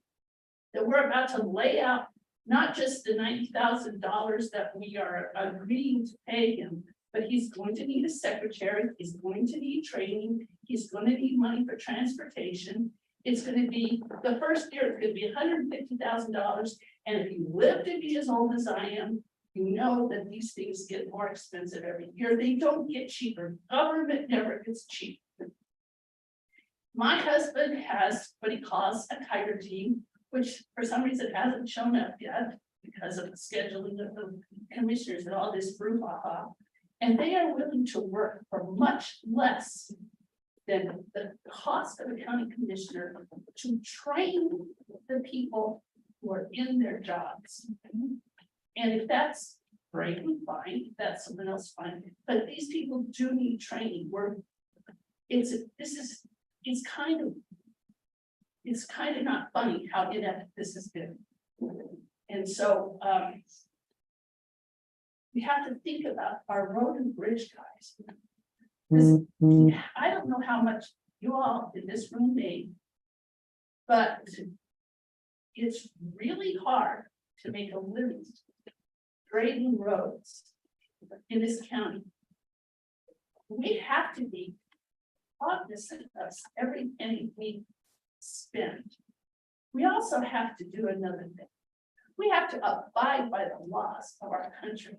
If there's one thing that's going wrong in this country, it's called the two ways of judging. These people get a pass and these people get thrown under the bus. And it's happening more and more. And the reason Bill did this, and I want to tell you, he ran for county commissioner over my dead body. I mean, if anybody wants to recall him, I'll vote. Thank you, Joanne. Don't take that personal. When we could be solving the problems of this county, we are solving the problems of this room instead. If we could follow the rule of law, if we could do the research, and you don't have to have a master's degree to look up the law. It's public information. You have to be able to read. And if it were me, and of course I married Bill, so this is how he thinks too. The first thing he would want to do is figure out how it's done. And what we say in our Christian religion, decently and in order. This is what has caused Western civilization to flourish. This is what has caused Custer County to be unique. And I'm really happy to hear about the difference between politicians and statesmen. Because we are not here to fulfill the short term. We have to put things in place, not for today, not for next week, not for in 5 years, but we want a future generation of young people who can follow the agricultural system that we have in our valley, where you can make money raising something, making a product and selling it. and knowing your friends at the school and neighbors in the meetings. We have to follow the rule of law, and we have to follow proper procedures. And we have to put aside this ridiculous shove it through, because this is what I think we should do, way of doing business, which is how cultures evolve. Sorry, I went on too long. There was no outline, I'm sorry. Thank you, John.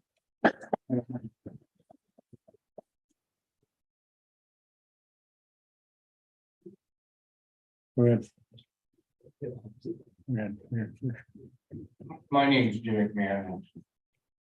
It's grievous to watch all this go on. Oh, And I don't know why we have such division. I have some speculation and a group of people that I represent, as Tom would like to call it, about a lot of people are busy working, paying taxes. And it's a big deal how you spend their money. You're reckless. And then it's the political structure that you're changing. The men with foresight put in place to protect any kind of buffering between us as the American people and the people that we elect. You guys put him in, there's a buffer here. The structural thing that's being changed here is diabolical. And I want to know why. I want somebody to tell me why this thing, people have put their livelihood, their future on the line for this dog and pony show you guys got going on. I want to know what is in your hearts. What's there? Kevin, what makes you make, and you're saying we have to have it?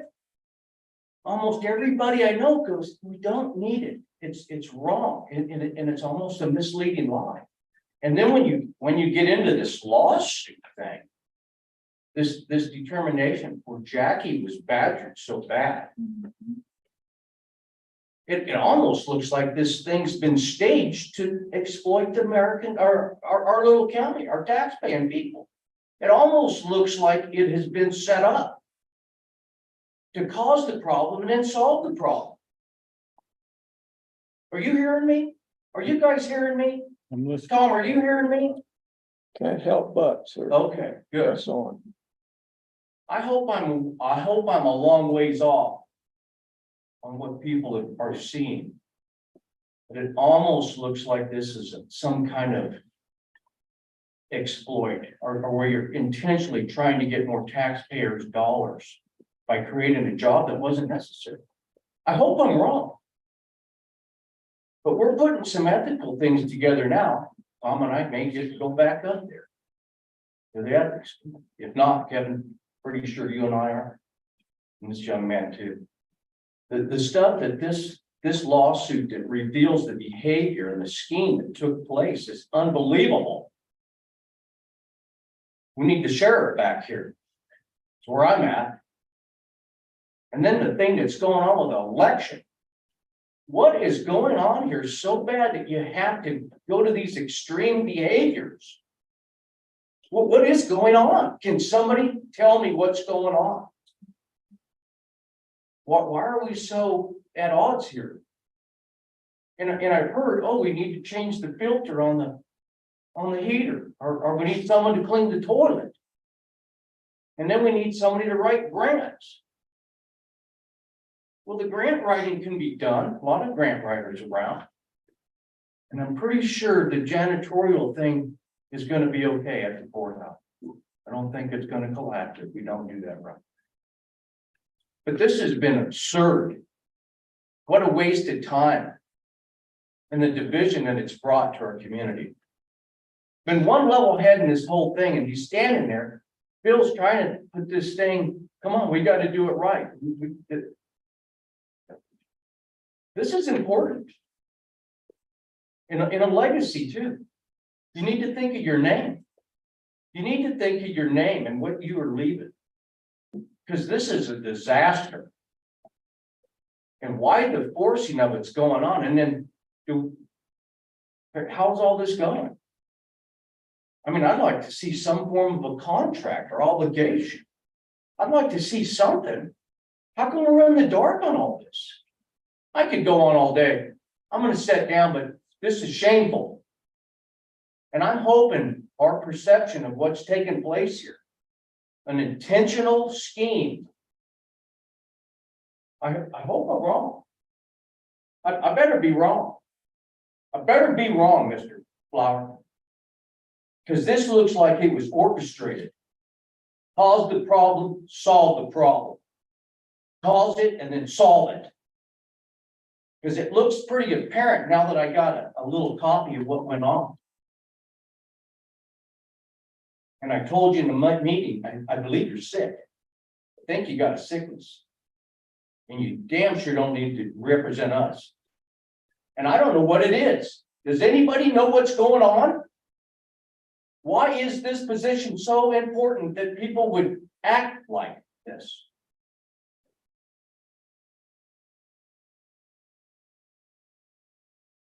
I want to know. Does anybody know? And then to pass some signature thing around saying it's not an environment where it's so disruptive. Jackie, who could have taught somebody before she got harassed out.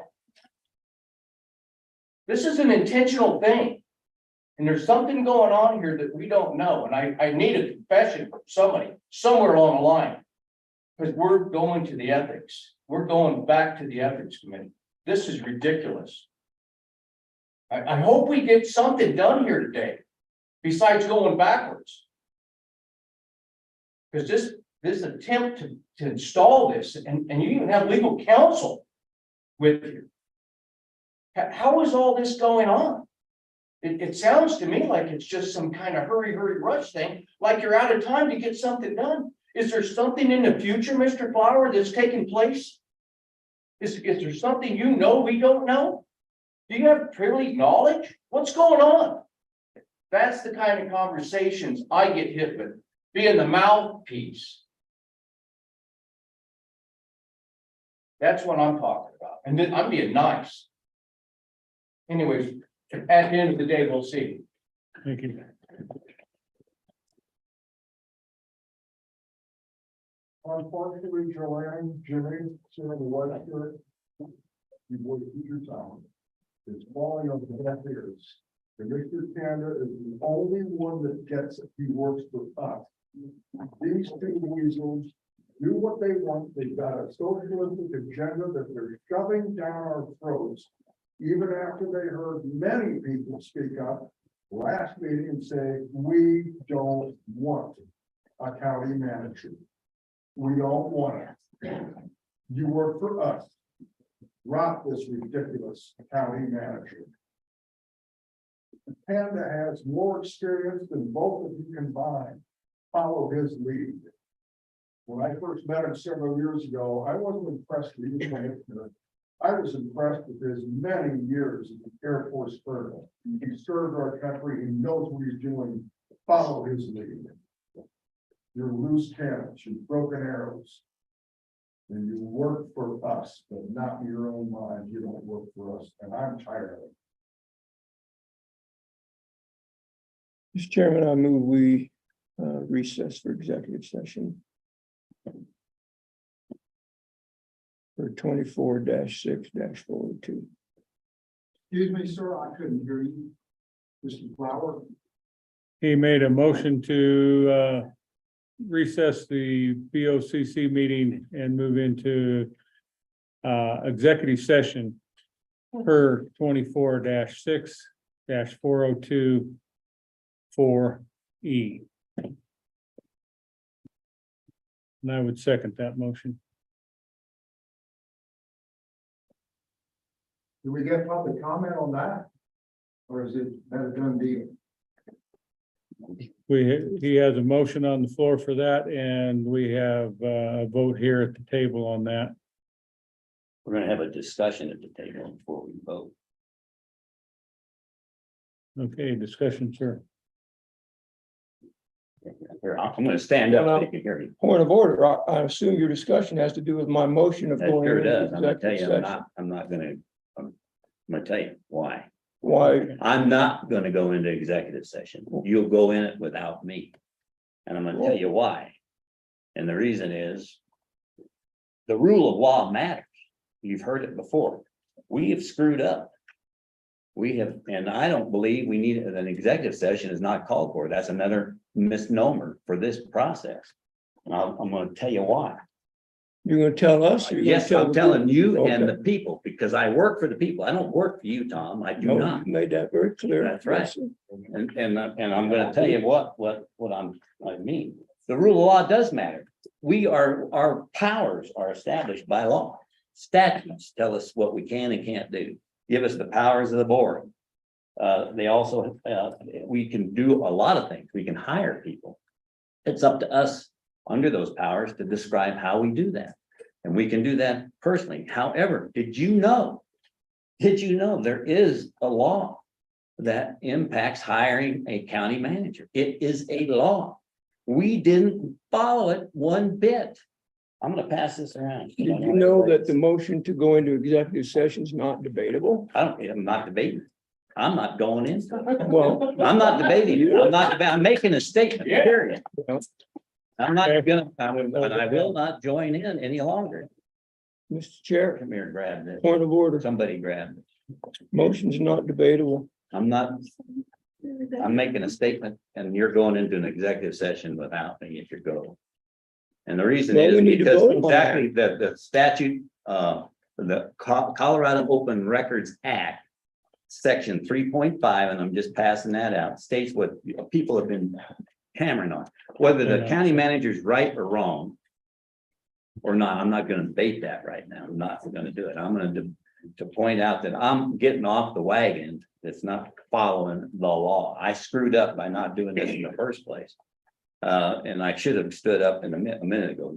You made a motion that I wasn't ready to take, and that's the way it is. Yeah. And you're So take a also look at this. It says a search committee of a state body or local public body shall establish a search committee. We didn't have a search committee. We had a committee of one. And Tom asked Braden to help me, as far as I can see, and Kevin. It wasn't a committee, and that it said shall. Well, the word shall means you will. And it says establish job search goals, including writing a job description. We wrote it, but it wasn't in a method that any logical organization would use. Usually you say, do I need to have that position in the first place? We never did that. It was just shoved at me and the rest of the county. And we did it helter skelter. And I went along with it because I tried to build a team and be part of the team, including writing job search deadlines for applications, requirements, applications, selection procedures. How do you do it? Do you write it up? How are we going to advertise it? We did that helter. I was on vacation. I came back and we were in an executive session, and all of a sudden we're doing a personnel action that turned into hiring a guy, and we get him out of that, and we're going to hire somebody. We did it illegally. We had to resend that and start over again. Misstep. And it says the time frame for appointing and employing an executive officer or an agency, authority, institution, entity at an opening meeting. In an open meeting,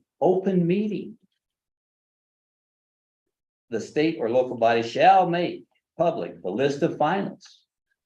That we had a list, but because we're so used to doing things the way the commissioners do it to hire a normal employee, we said we can do it all we want. That's always done it.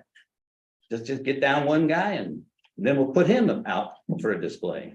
But we didn't give him an opportunity to talk to anybody. We didn't have the public. The reason this law exists is to give, because it's such an important position that costs a lot of money and time.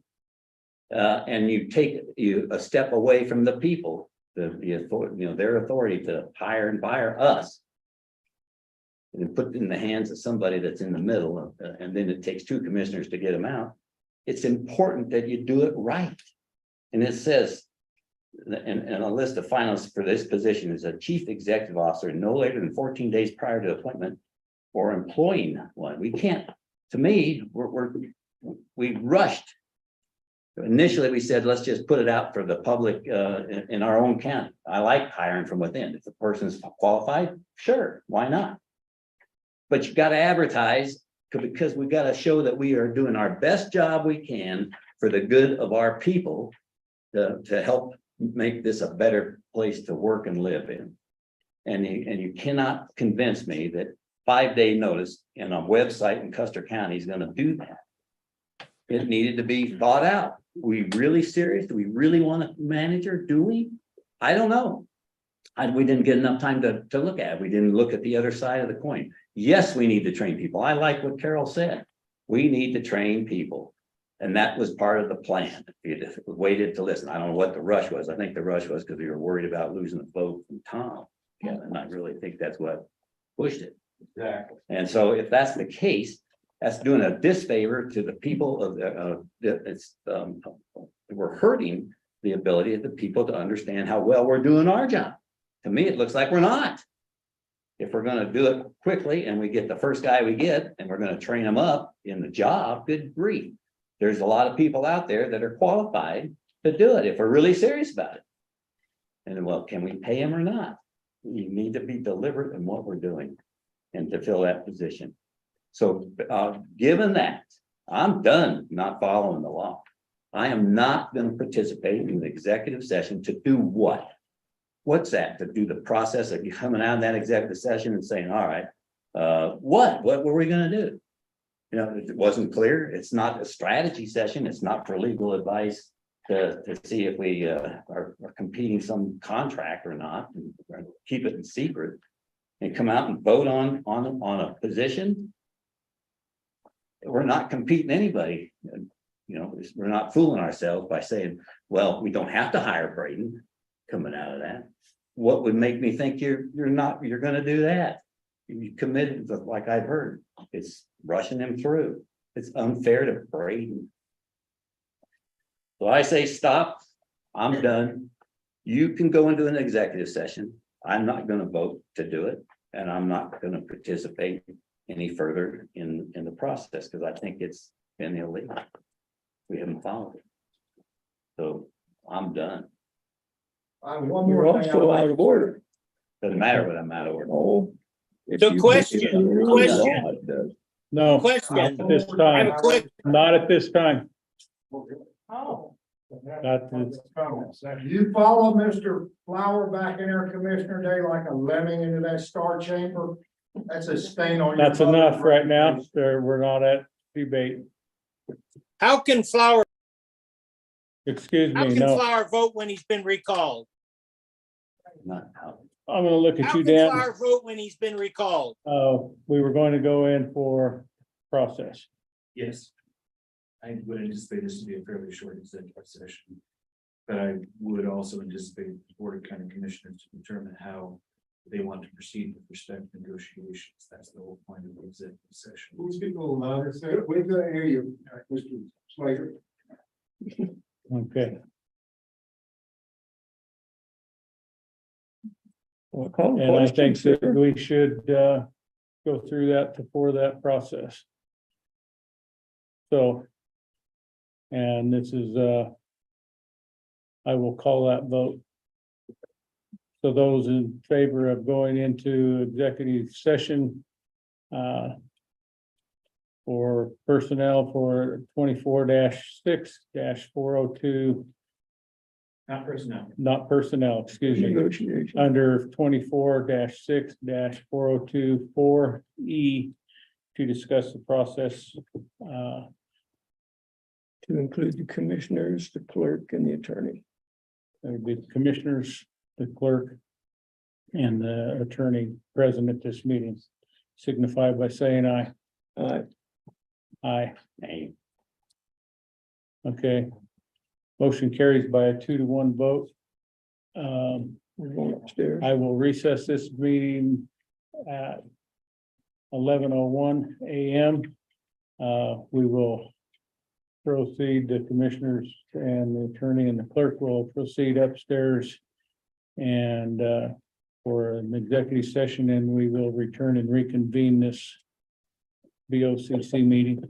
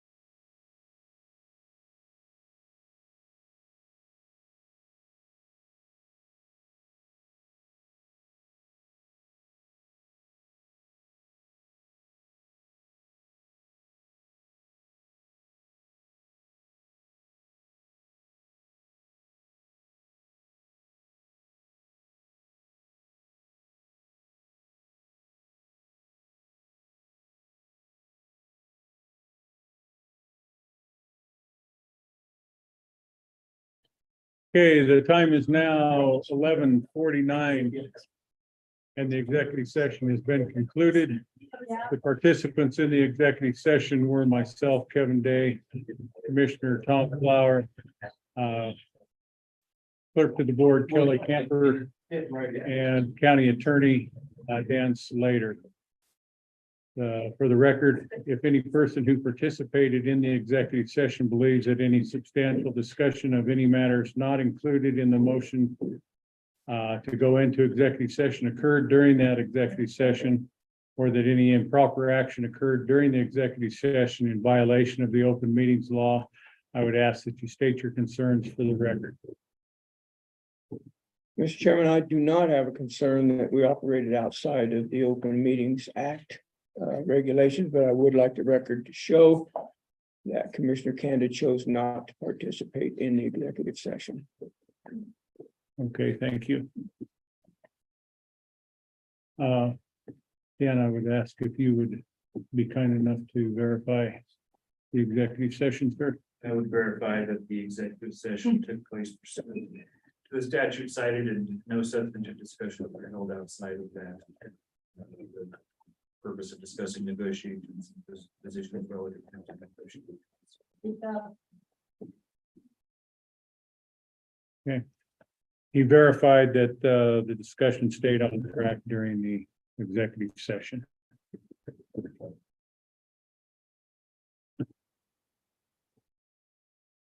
If you would give me 1 second here to get back where I need to be.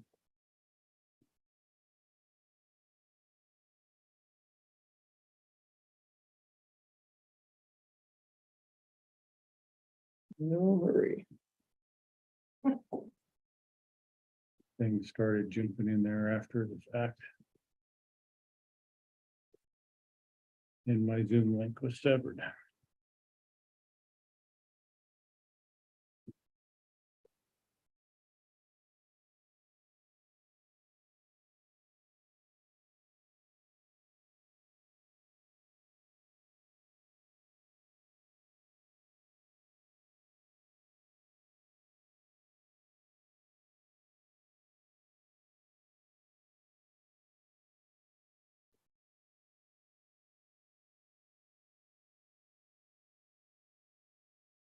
Okay. We now have 3 items left on additional items of new business. The first would be the consideration of appointment of county manager, the second discussion and approval of the contract for county manager. And the third would be the item we moved to the end of the agenda, the consideration of realigning the VSO back under Commissioner Kanda. So the first item would be the consideration of appointment of county manager. Mr. Chair, I move that we appoint / hire Braden Wilson as the county manager at the salary of $90,000 per year. Have a motion. I would second that motion. We will move into discussion here at the table. The motion on the floor is to appoint Braden Wilson as county manager at the sum of $90,000 a year. Discussion.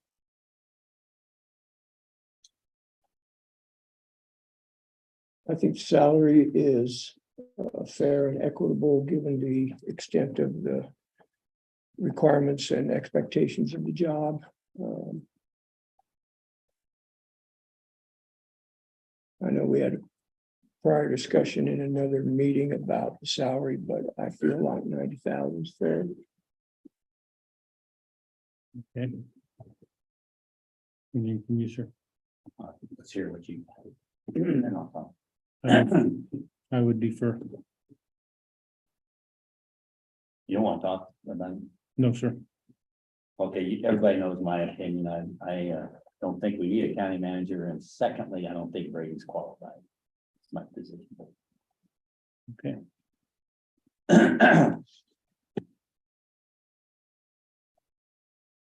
Public comment. I will open that up for public comment on the item that we have before us at this time.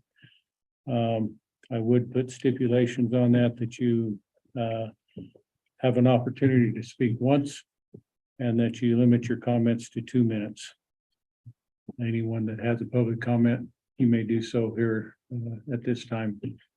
Why are you open up for the public comments? When you don't listen to this? It's open. We will take your comments. Jim, So Jim McMahon, so after all of the information that's came out in this meeting today, the procedure wasn't followed. You're kind of willy-nilly forcing this thing on Tom's last day, right? Or maybe not. Tell him. Are we close? Not official for next week. Gotcha. Do we know how many ballots are still uncounted? if you can go ahead, Okay. we're on the county manager, we're not on the other. Can't say anything. So we're still gonna go through with it after all the things that were done with the blessing of the attorney. Is that what I'm seeing here? We have a motion on the floor to appoint a county So you manager. were not instructed by an attorney to say, hey, maybe we need to do this a little differently? Absolutely not. Yes or no? First of all, I'm gonna stop. You're not gonna have any discussions with the board about what an attorney did or didn't advise the board, because that's confidential attorney-client privilege information. So you were in the room and they're still gonna carry this out. I'm not gonna answer any questions, but I'm gonna tell you that I'm instructing the board not to discuss privileged attorney-client discussion in any way. And then you're, That's good. That's Okay. good. I just want to get that on the minute. That's all I need. So I really don't think any more voice of the people can be expressed. We're pretty much done. It's a done deal. Right? So the contract's already been drawn up. It's ready to go. no, sir. That, if you'll notice, that's the next item on the agenda. So there's no contract and it's not, okay, good. All right. Well, you're very well. Are we gonna be able to respond after that conversation takes place? You will, we will have that discussion as a board, and then before that vote is taken, you will have an Thank opportunity. you, thank you. And at this point, then, we're just discussing Go ahead and identify yourself. for Matt the record. Lyles for the record. At this point, we're just discussing whether or not he should be hired and the salary. Is that correct? That is the motion on the floor, And sir. we don't have the terms. We don't know what the terms are at this point. That is correct. Well, how can we discuss the salary unless we know what the rest of the terms are and the benefits? How can we intelligently discuss it? That is the next item on the agenda, sir. But they're part and parcel of the same thing, aren't they? I mean, they gotta be. That's why they're both on the agenda, sir. Well, then I would suggest there's no way to vote now on whether or not he should be hired until we discuss everything to do with the hiring and the contract. Would be my suggestion. Thank you. Paul, Almost on, Bear Basin, community around me there, a few neighbors got together and they were discussing this position. And they had 3 questions if I had the opportunity to present it to you guys. And they are, where's the money coming from? Who does the report to? And what staff or office is needed for the person to operate? That's the total question from the Bear Basin community. and I will speak to them real quick for you. The money will be coming out of the general fund with the reorganization at that stated salary. We'll probably add about 35,000. That's a rough figure to the county budget because of the way the offices are being reorganized. Your second question? Is he gonna share the office staff of current office? Is that one just worried about- position will be going away to do this. Okay. That's what your question. Okay. So that will be reorganized and then that, so there's, And just let you know, that was the 8 of the community right there, had their. They didn't want to come down, fair enough. that's all. Okay. Sure. David McGinn, I'd like to speak to two things in there, two words, two terms, courage and totalitarianism. Seems like years ago, the Democratic Party, the Socialists and Democratic Party, Democratic Socialism. Well, they shot right past Democratic Socialism, and they went to the totalitarianism. And then they infiltrated the Republican Party. And I believe we're looking at a couple of candidates that possibly are totalitarians, communists. We're facing today. And there, because they don't want to hear anything that the public has to say. They don't want to listen to any public comment. Majority of the county is against them. They don't want to listen to them. They don't want to give a fair shake to anybody. They're much made up. And that serves totalitarianism. And that's what you're doing. And you're shutting us down. And you're insisting on having your way. That's totalitarianism. And there's no courage in that. There's no honor. And there is no, either y'all can step up and do your job that you were elected to do, or you can resign. You don't have to force down our throats a position of a highly paid county employee that we don't need, just because you don't want to do your job. You don't want to do your job, just resign, or we'll find somebody else that can do it. It's not that tough. It's a little county. If you can't handle it, you need to resign. Thank you. Thanks, you can tell Bobby, you're not even watching me. Were you wanting to make public comment to the board, sir? Were you wanting to make a comment to the board? That's where we're at.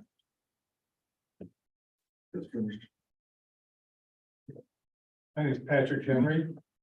I've been in national and international business for 40 years. And if a board of directors tried to vote in a CEO who has no experience, they'd be laughed out of the board. They'd be removed as incompetent as you two gentlemen seem to be. Thank you. Thank you.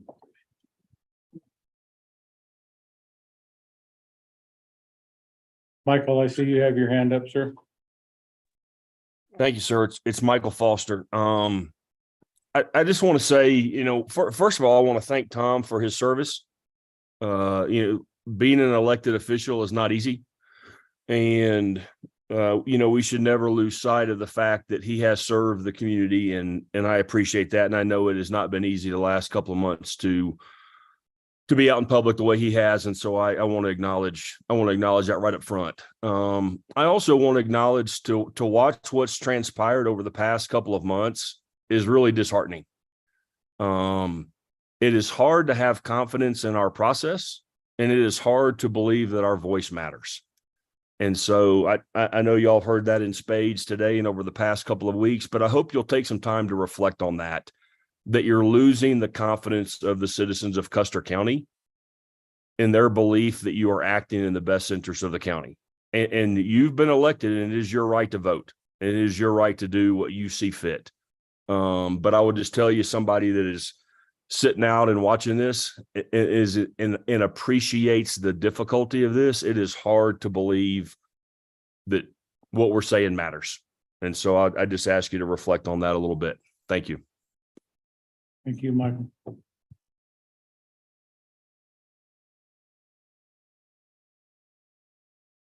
Anybody else? Okay, so I do have a motion on the floor. Excuse me a minute, Commissioner Davis. Again, it's so unclear because I don't want to take my right to say something. This is a multi-step process, and this first decision is whether he's hired or not. And then we go on to the contract and the amount. Is that correct? The amount is included in this motion, sir. So he's hired at this amount than the terms of the contract. Correct. Okay. Now I would reiterate what I said previously. The fellow is, you know, if this process wasn't followed properly, there was a rush to it. So it's clear in the record. Procedures weren't followed. And there's serious reservations with this deal that occurred with the EEOC. Point taken. Thank you. Dorothy. Dorothy Carson, planning and zoning director. I'm probably ain't gonna come out correctly, but I'm in favor of Brandon being there. I'm tired of coming in every day and wondering whether I'm gonna have a job tomorrow. I've more than doubled the income in my department. And everybody tells me, I've even been told who my replacement's gonna be. That's wrong. And if you put Brandon in that position, there's at least gonna be a layer in there. I won't walk in every day, and I'm not the only one. I'm not the only one. I just sit there and listen to one of our elected officials be degraded and cut down the other night. That's wrong. We need to come together as a community. The employees of that county building work hard for every penny that we get, and you know what, we don't get that much. But I'm not complaining about that. We try, we do an awesome job, in my opinion. And you know, you could sit there and cut down on Kevin and Tom. They were the two that came and supported me when I took this position and had no training. They were there constantly, asking me, do you need anything? Have any questions? They do an awesome job. And I'm sure this is gonna make me feel even less secure in my position, but I have to stand up when I feel like I need to say something. Thank you. Thank you.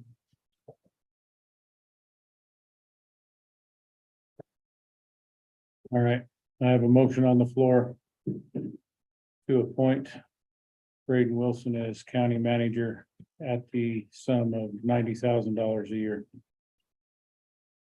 Those in favor of that motion signify by saying aye. Aye. Aye. Those opposed, Nay.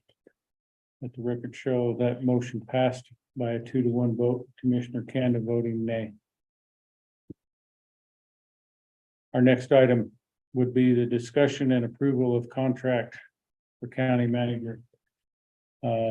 This initial discussion will take place at the table between the 3 commissioners and legal advice. After that time, Mr. Wilson will be invited to participate.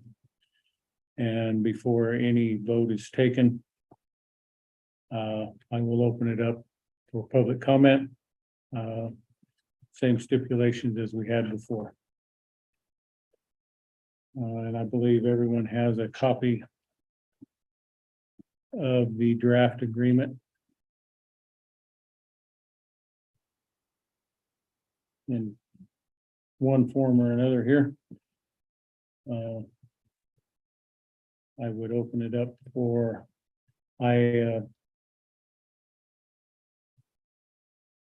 think But I that, think it's probably go section by section and just kind of see if there are any questions or okay, comments or changes, there's things we should make on each individual section.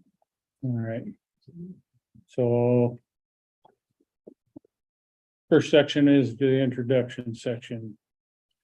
The agreement made and entered into the 16th day of August 2023 by and between Custer County, Colorado and Colorado County, hereinafter called employer, and Braden Wilson, hereinafter called employee, an individual who has the education, training, and experience in local government management, and both of whom agree as follows.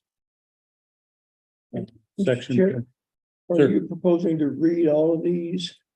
Or shall we go through and I can just name the sections if you would like, I think that's appropriate. if there's any questions. Is there any way we can receive a copy of that agreement you're reading?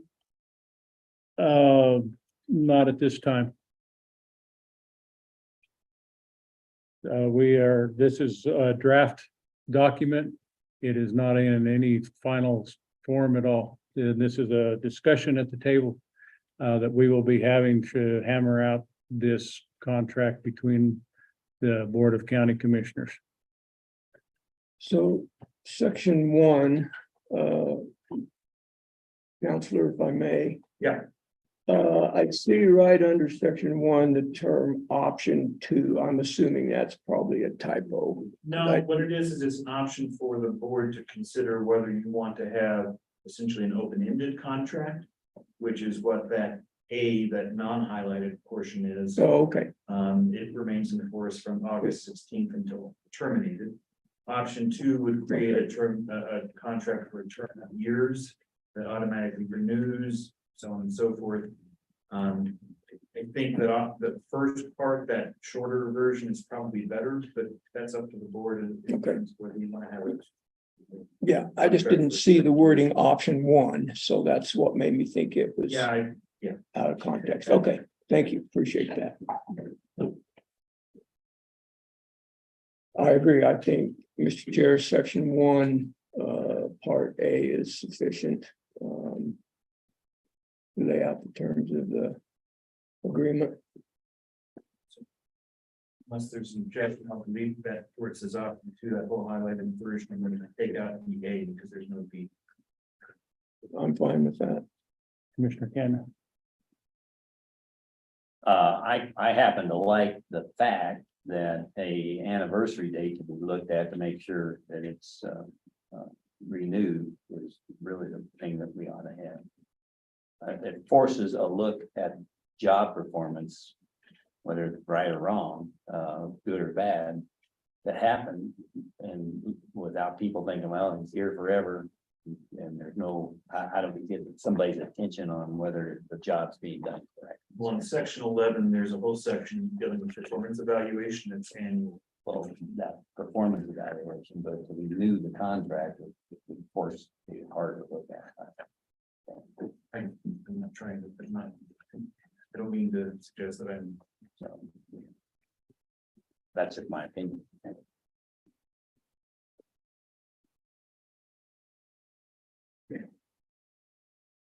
I'll ask you a question then, sir. If we were to go with option 2, what would your recommendations for the term of that contract be?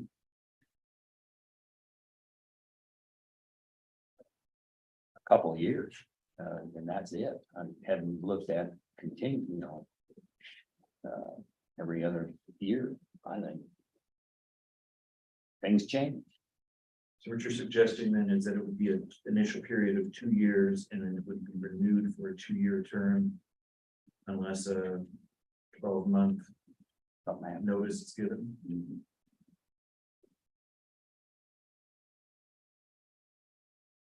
Forces a look of in a public meeting. People can come, voice things, otherwise they would have gone by. An annual review doesn't do that. That's done in private. Well, the way this is written, it would be an automatic renewal, though it wouldn't necessarily have to be a public meeting, so we'd have to change that.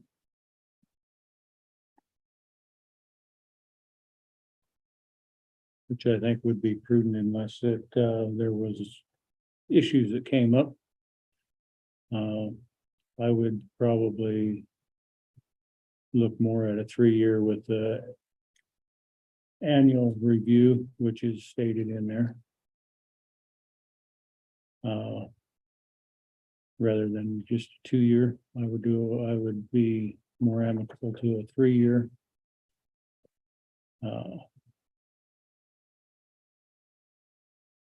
Myself. I still think 2 is right. And probably it needs, maybe there's a 6-month period where what we call them, trial. Probation. Probation. Gotta be. Be that up front first, in addition to that, and every 2 years, take a hard look at it, and agree to renew.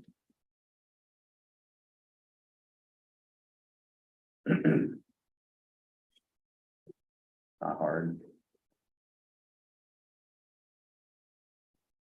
Your thoughts on any of that? Cross-referencing 8, 9, and was it 11? Sections 8, 9, and 10. We have it just a second here. Okay.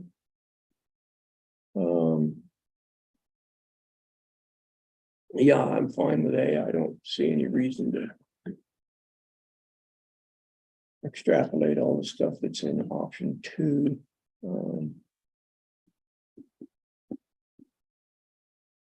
Some of that's addressed in the manual and policies that we've already approved.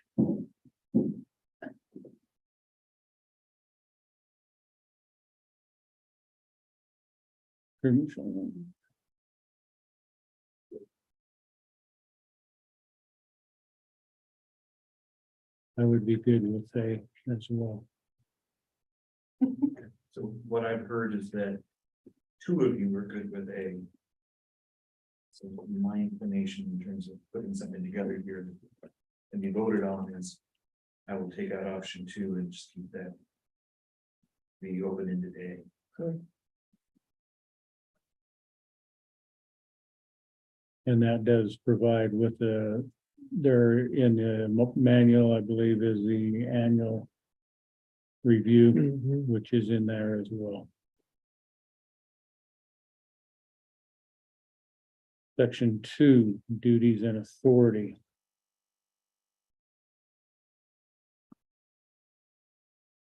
Anything there, gentlemen? No, sir. Nothing there. Section 3 on the compensation. The prior motion had that amount set at $90,000. I've made that change. Okay.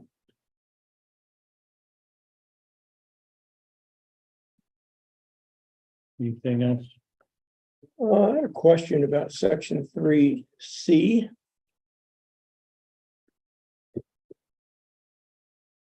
When it says consideration shall be given.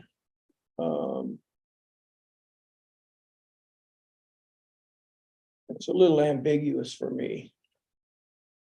Am I to read that to say that the Board of County Commissioners will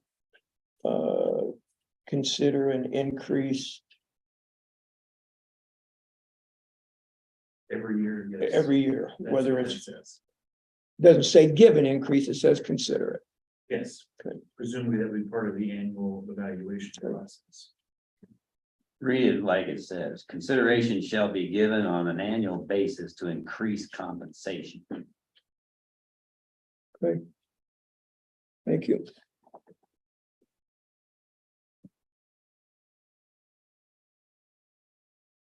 Nothing else from you there? Section 4 is health, disability, and life insurance benefits.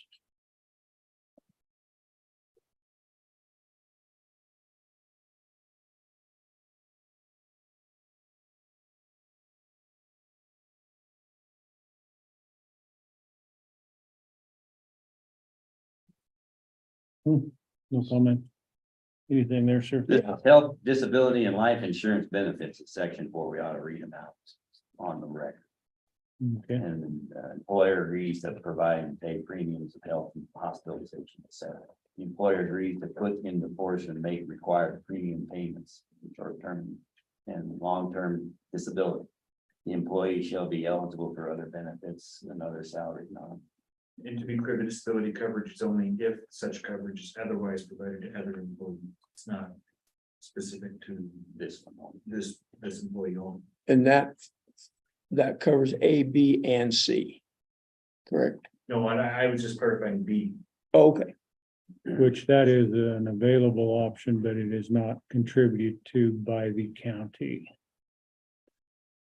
And section A and C would be at the normal rate at which the county donates for all other employees. Is that the way you read it, Dan? Yes. Because we don't provide vision, dental, and surgical, I don't believe we allow the option for the employees to pay for their own vision and dental. Equal to that which is provided to all other employees. Okay. So that from the equal on applies to the entire paragraph. That is correct. Okay. Then I don't have an issue with it. Section 5, dealing with the paid time off. And so the employee should be entitled to the same accrual paid time off, military, jury, et cetera, leave as if employee were a department head. You lost me, sir. What section are we on? Section I've 5. got one sentence. Yes. Okay, okay. And I had a, You said should and the words shall be, correct? okay. Okay.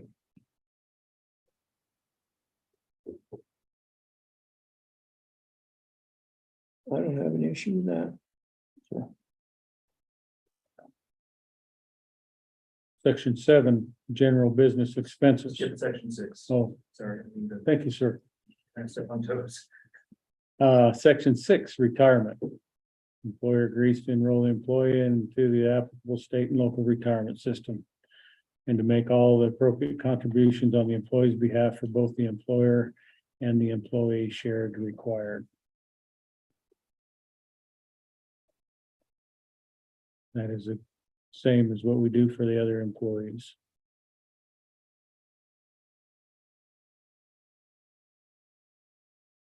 Hearing nothing. Section 7, general business expenses. We have 4 subsections there. As far as paying for professional dues and subscriptions, training, travel.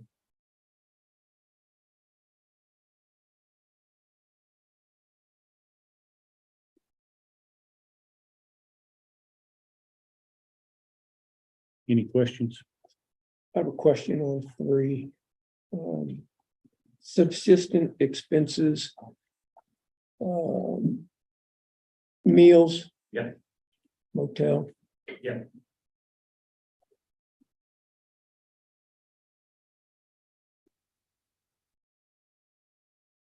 Thank you, sir. Anything else?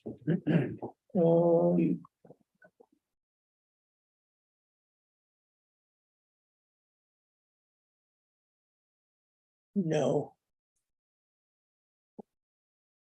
Okay, section 8 is termination. For the purpose of this agreement, termination shall occur when, I'm gonna go ahead and read these. Read them loud. Yes, sir. Termination for the purposes of this agreement are when the majority of the governing body votes to terminate the employee at a duly authorized public meeting. 2, if the employer reduces the base salary, compensation, or any other financial benefit of the employee unless it is applied in no greater percentage than the average reduction of all department heads, such action shall constitute a breach of this agreement and will be regarded as a termination.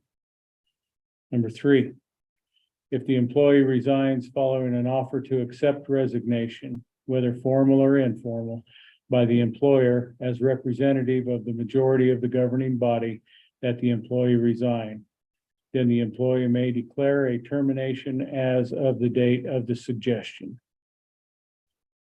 Number 4, breach of contract declared by either party with a 30-day cure period for either employee or employer. Written notice of a breach of contract shall be provided in accordance with the provisions in section 18. Number 5, in the event the employee is, I don't think you have the right version in front. I have a previous one before the last one. Let me get the proper one here. You Or is have, the last. There is no. 4 is the last. Number 5 was deleted. I remember that now. Thank you, sir. So we have, so there's 4 sections.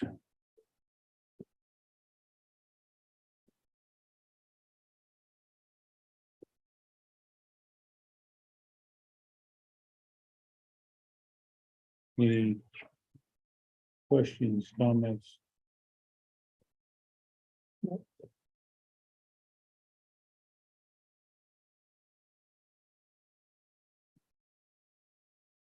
Okay, section 9. Severance. Severance shall be paid to the employee when employment is terminated as defined in section 8. If the employee is terminated, the employer shall provide a minimum severance pay equal to 6 months' salary at the current rate of pay. This severance shall be paid in a lump sum unless otherwise agreed to by the employer and the employee. The employee shall also be compensated for all accrued PTO, all paid holidays and executive leave. Let me know if they're, You need to, yeah. let me find my right one. Version that- Let me find the proper version here. Just to be clear to the board, I had provided a draft to Commissioner Day. And Commissioner Day and I had a discussion about. Printed this some out and things made that were notes. not clear. And then I made some changes, which was the draft that was provided to the other 2 commissioners. Okay, I now have the proper version. Yeah, just so you understand, this is the first time we've gone through this. Correct. And so, all new, Okay, so read it loud. I'm on 9. I will start back over with 9. Do away with my Well, paper copy. you were good up until the employee Right. will also be compensated. Right. That's Okay. where you The should be. employee shall also be compensated for all accrued PTO leave. The employer agrees to make a contribution to the employee's deferred compensation account on the value of this compensation calculated using the rate ordinarily contributed on a regular compensation. For a minimum period of 1 year following termination, the employer shall pay the cost to continue the following benefits: health insurance for the employee and all dependents as provided herein. Life insurance as provided herein. Any other available benefits. If the employee is terminated because of a conviction of a felony, then the employer is not obligated to pay any such severance under this section unless otherwise required by federal or Colorado law. Mr. Chairman, I would suggest we strike the 3rd paragraph in it. Sorry, 1, 2, 3, 4th paragraph in its entirety. Which What's is, it start with? Minimum period of 1 year.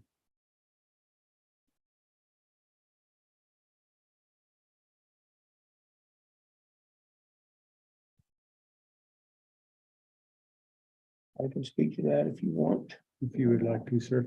Yeah, I get this county manager / CEO / executive officer, whatever phrase wants to be bandied about is a critical part of the county government system, but I think this whole benefit thing gets pushed out of my realm of what I think is fair and reasonable.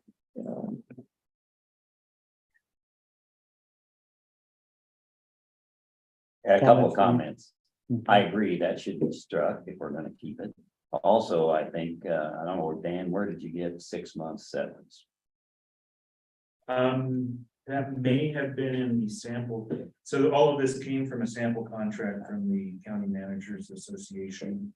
And I severely edited that original 6-month period may have come from that. So it's my experience with both private and other and government sectors, including the state, that most I've ever seen, it just depends on who it is, but usually it's a month.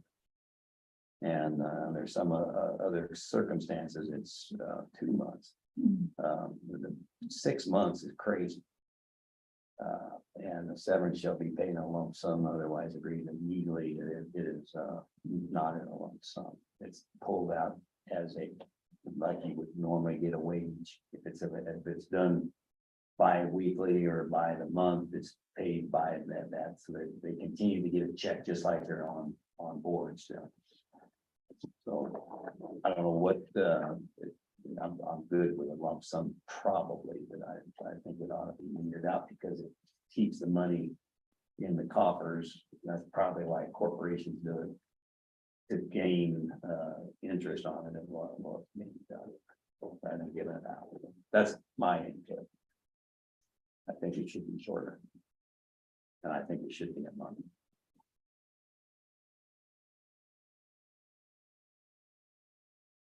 No, I'm fine with the second paragraph. It's just the fourth paragraph causes me issues. Second paragraph speaks to the 6 months Correct. for those that don't have this in front of them. I am good with the 6 months. And it sounds like the fourth paragraph for a minimum period of 1 year following termination to provide those other services. There are two that would like to see that stricken. I will take that out. I'm still going to object to the 6 months, but I will also object if you're going to keep it, it needs to be metered out by the month. Why do you want the county not to earn a little interest? Why do you want it? Why the banks don't? But if you know better, go ahead and take it.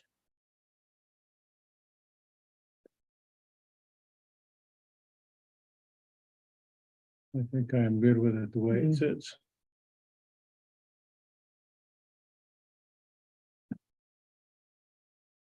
Anything else on that section?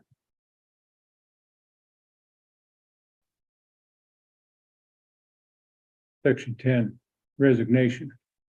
In the event that the employee voluntarily resigns his position with the employer, the employee shall provide a minimum of 30 days notice unless the parties agree otherwise.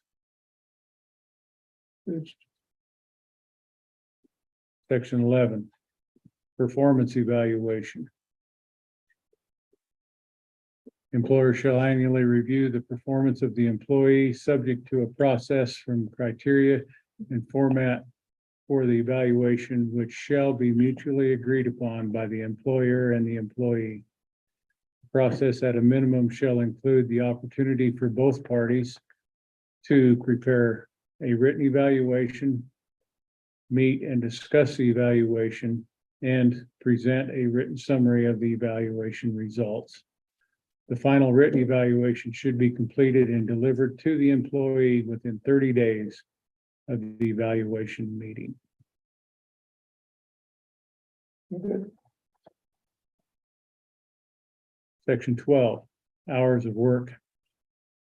It is recognized that the employee must devote a great deal of time outside the normal office hours on business for the employer, and to that end, employees shall be allowed to establish an appropriate work schedule.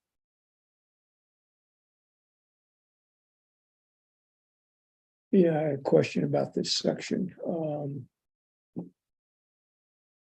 Does that allow then in the sentence of shall be allowed to establish an appropriate work schedule? Say I'm gonna work 2.5 days a week, 6 hours a day. I don't know that that would be an appropriate work schedule. Well, it might be Well, from somebody's perspective, I don't know anybody who thinks a full-time job that's an appropriate work schedule. right? The way I would interpret that is if, let's say the county manager has to spend, 4 hours attending an evening meeting on behalf of the county.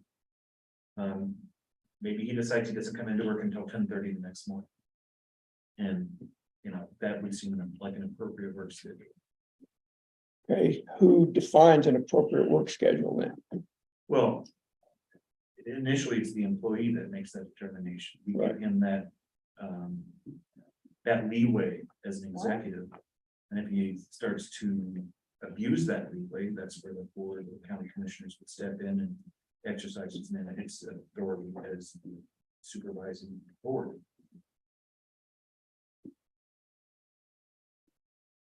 And so the language about the normal office hours covers normal expectation of however many hours a week the county works, basically. Yeah, I mean, in essence, the whole first part of that recognizes that, you know, this isn't a 9 to 5 job. I mean, it may be a 9 to 5 or an 8 to 6 job or whatever it is. But there may be times when he's asked to work on the weekends or on Fridays or in the evenings. And, you know. Okay. I mean, it's not necessarily a formal comp time situation, but to the extent that he wants to make that up somewhere, we're giving him that leeway because we trust him. Which I support that concept. I'm just worried about the language.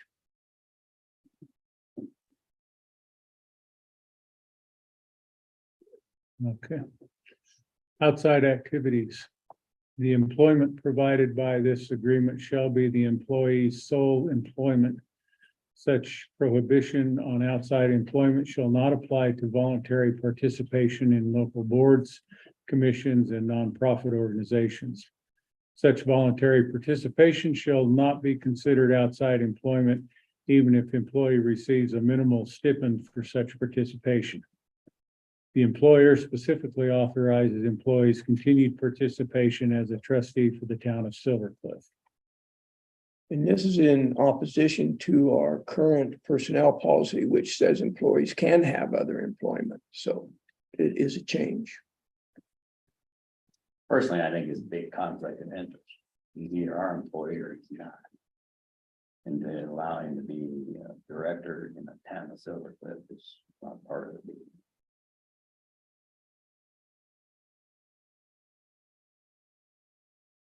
And just so we're clear, the addition of the provision as to Silver Cliff was made at Chairman Dave's suggestion, not because I wanted it in there, and because I wish it was in the town of Silver Cliff. That was at my request.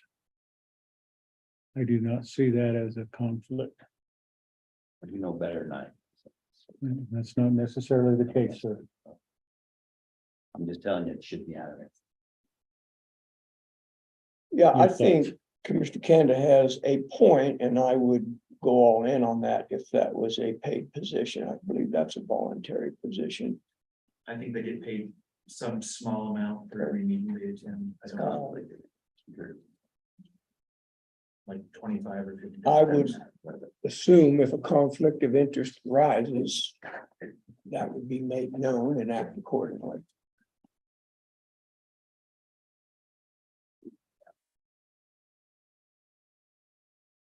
Your thoughts on the last sentence in that section then? Yeah, I don't have a problem with it. Don't have a problem.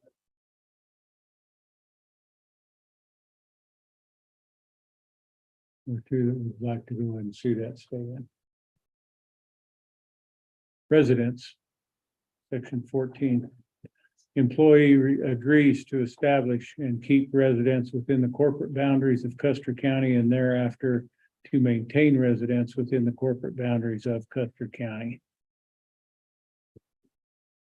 I would think it should say while under the employment of the county. Splitting hairs, but I'm adding that. Everybody okay with that? I have no problem. While employed by Custer County. mhm.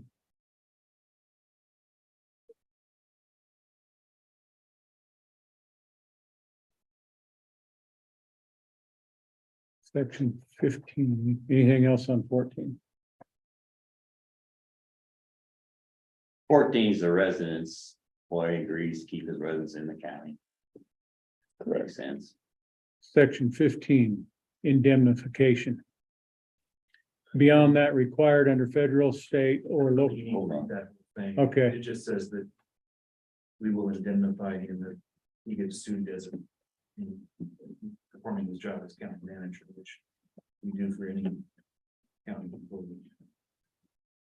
Thank you for your summary there. That's Saved every- paragraphs in this state. Saved everyone there. Sorry, I'd gotten in the habit of reading them all.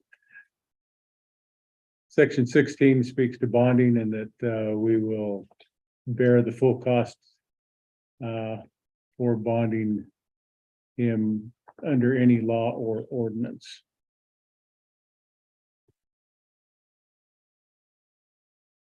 Section 17, other terms and conditions of employment. I'll go ahead and read these. The employer shall fix any such other terms and conditions of employment as may be determined from time to time relating to the performance of the employee, provided such terms and conditions are not inconsistent with or in conflict with the provisions of this agreement or any other law. Next paragraph, except as otherwise provided in this agreement, the employee shall be entitled to the highest level of benefits that are enjoyed by other department heads of the employer as provided in the personnel policies or by practice.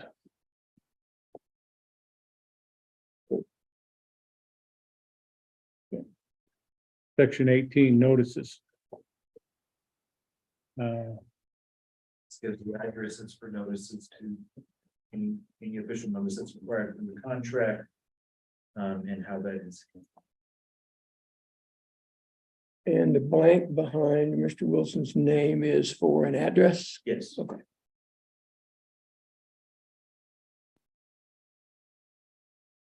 Good there. Okay. General provisions.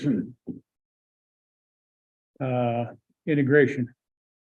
This agreement sets forth and establishes the entire understanding between the employer and the employee relating to the employment of the employee by the employer.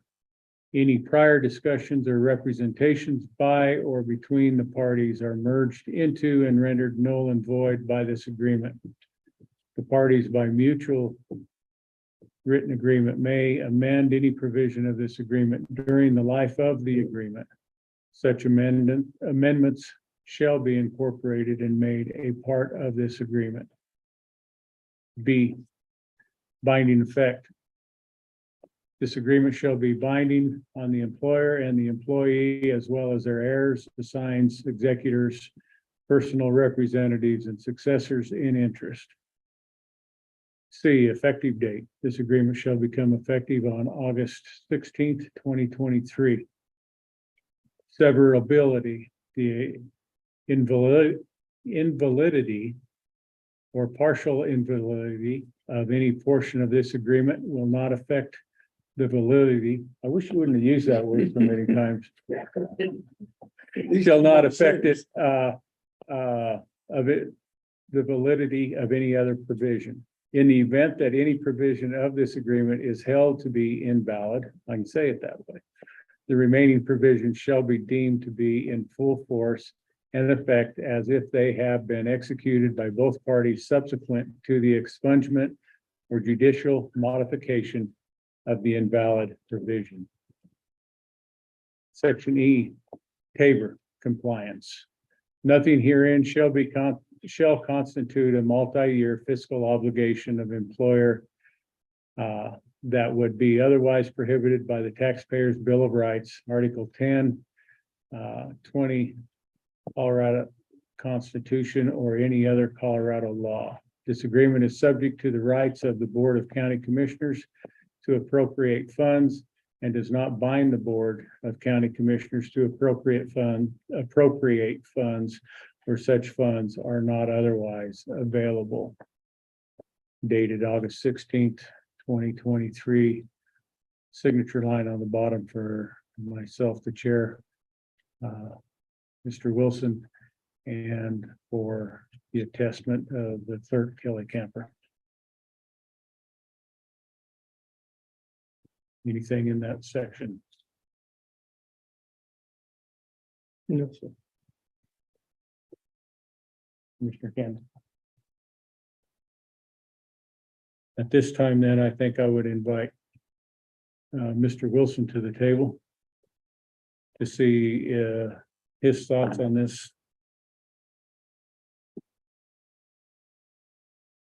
You want to bring your chair with you? We don't have one up here for you. Well, I guess we did have one there. It would be best. That would be great.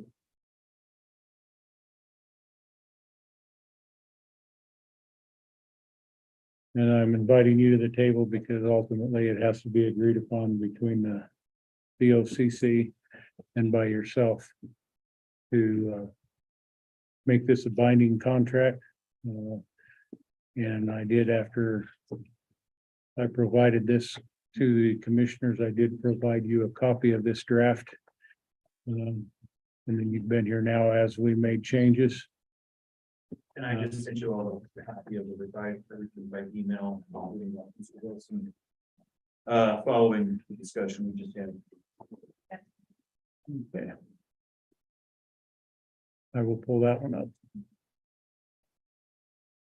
Thank you, sir. You just got it. Thank you.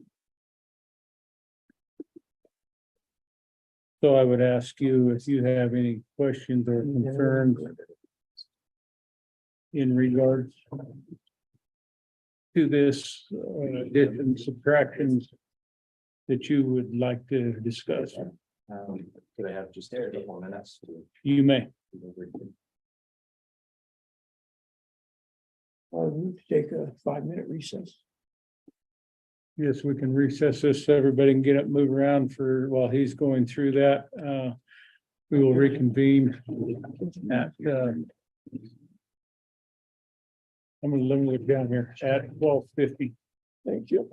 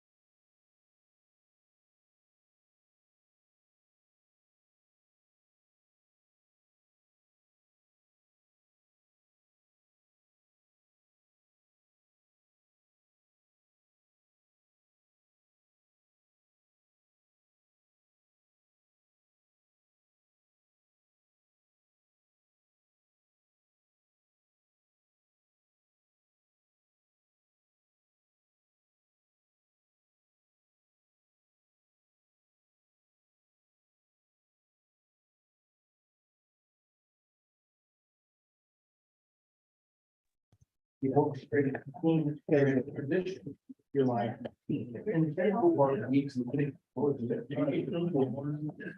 All right, the time is now 12:53, and I will reconvene this meeting of the Custer County Board of Commissioners. I've invited Mr. Wilson to the table to discuss this contract as well with the commissioners now.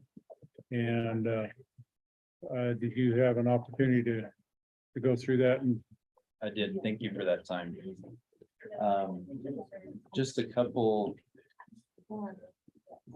Maybe start with clarifications. One, for the outside activities, just so it is on record that the trustee for town of Silver Cliff doesn't get paid. It's a voluntary position. One piece that I wanted to ask about there is that my wife does run an Airbnb out of our house. And so was just curious as if that would be in violation of this, or I just want to make sure that's on the table. It's your wife's business. You and your wife are two different. Okay, just want to make sure. Okay. And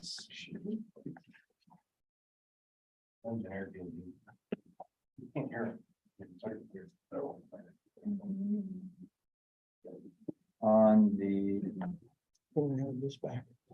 We've done this. The only question I had on in section 8 for terminations.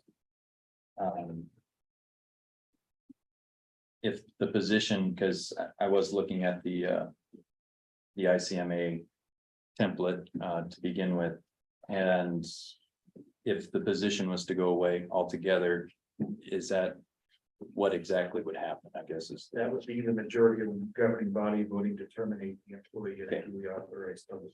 I figured it fell underneath that, but I wanted to make sure. So thank you. I believe that I'm good with the rest of the contract. Thank you.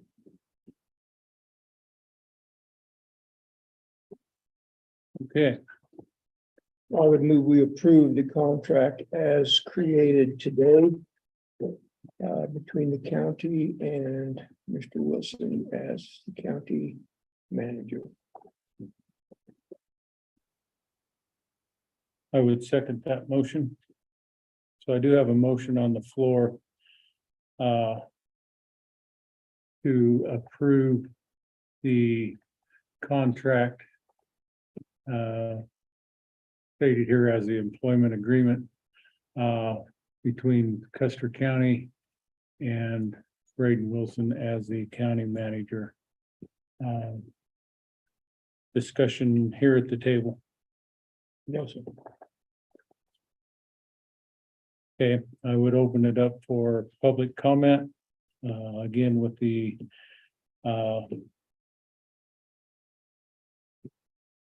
you are able to comment for 2 minutes and are able to speak once. Anybody with public comment at this time?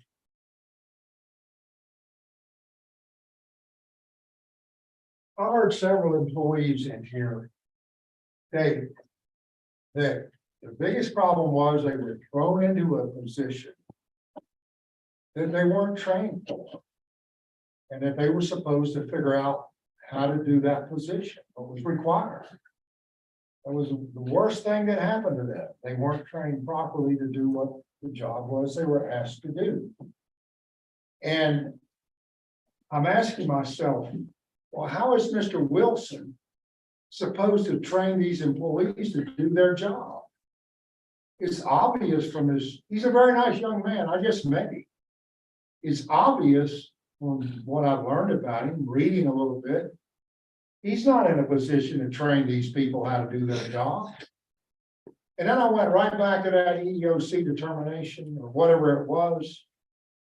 Someone asked him to go around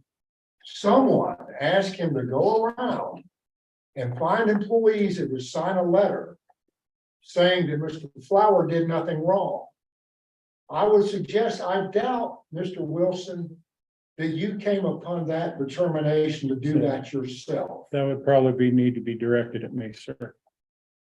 I would suggest that Mr. Flower asked him to do that.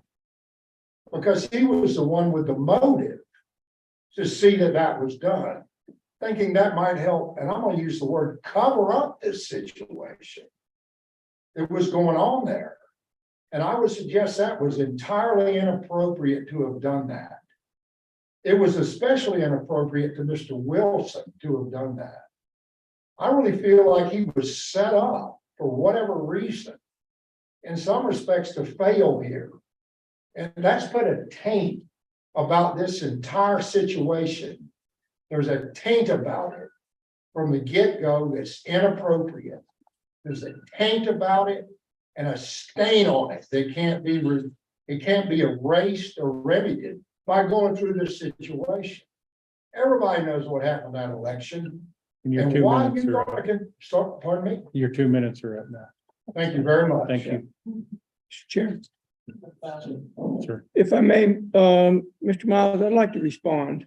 You and I have had a congenial relationship over the years. I don't normally respond to a lot of public comment because I know that's just what it is. It's public comment, not public dialogue with the commissioners. But I feel compelled to state the facts, because you do not have the facts, sir. I can tell you who circulated the letter that you spoke about. Mr. Wilson had nothing to do with that, nor did I. The fact is this: when that letter was delivered to Mr. Wilson, the people who circulated that letter asked him to read that into the record in a public BOCC meeting, which he did. Anything you've been told to the contrary of that, sir, is a lie. Those are the facts. You should have stopped it, Mr. Flower. I will You should have explain. stopped it from happening. I will It explain. was your duty, it was today's duty to stop it. I That's will. all I want to say about it. Okay, Thank you. very good. Anyone else? Jim? So here again, and where Matt was at with that is, you know, in this deal with Jack and what took place. And it says here that you guys kind of worked in concert. Relevance, sir. This is in regards to the approval of the contract for county manager.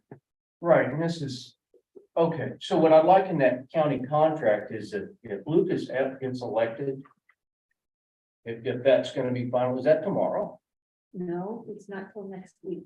So next week, if we could put a provision in there, because it hasn't really been done yet. We could kick this back a week, because if Lucas gets in and he and Canada decide that this is not the route to go, we should have a provision in there. In my opinion. Because now it's chained. And a lot of folks that I know voted for Tom, you have been betrayed with your input. Okay, you guys got in on one board, Relevance. and then you changed. So So I can't talk. Is that what you're saying? the public comment is on the item. So that's what we're talking about. Okay. It's a little broader than what's really going on here. Just the contract now. That's what the So motion there is you on the go. I'd floor. like to get some kind of provision in there because Okay. this thing may change. And we don't want it to cost us a bunch of money, you know, on the way out. We're only talking a week. Kelly, is that right? Just a week? Yeah, I mean, is that too much to ask? Kick it down the road for a week? Is that too much? Can we put that in the contract? Or do we got to force it through right now? How's that all work? Like 2 minutes. Thank you. Anyone else here? I have a question. Do all of the unelected department heads have this type of contract? No? No. And therefore, they are at-will employees and would not get the severance and the health benefits and all of the things that you're saying for a year. So why is The this year was contract? taken out. Okay, okay, half a year, whatever the timing is. No other employee has this. No. That's an unelected official. So what makes this position so special that he gets to be above all of the other employees that are hired into the county? Same reason that we're having these discussions now because of the position itself. So you'll go back then and revisit all of the other employees so they can have this same provision put in their contract? Nope, Oh, okay. That seems fair. this is a specific position. Well, in the real world, corporate America it doesn't work the same. Beg to differ, but that's all right. I came from corporate America. I can tell you that there's either a contract employee or a full-time employee, and if there's a contract employee, the other contract employees have the same provisions as their coworkers. Anyone else?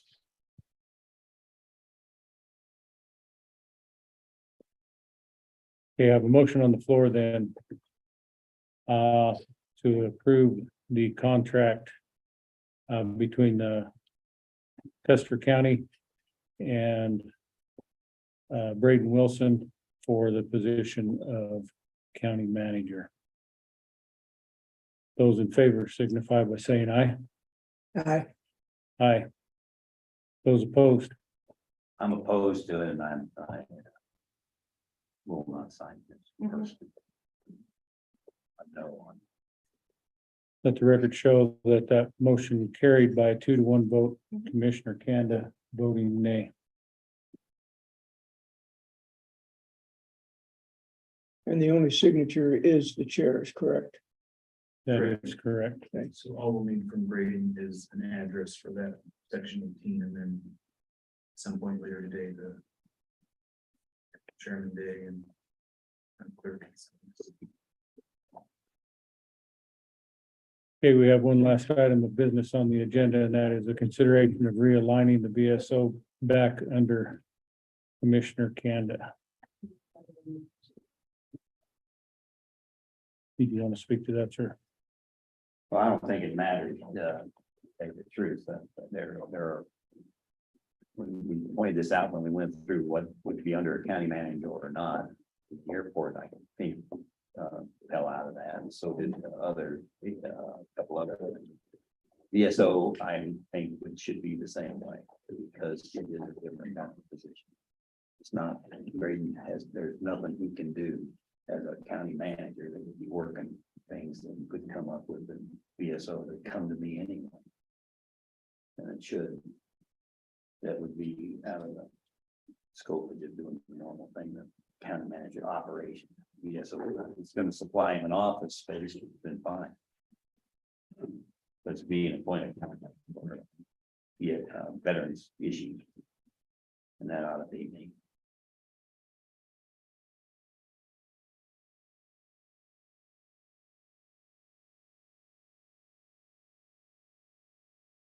As the veteran.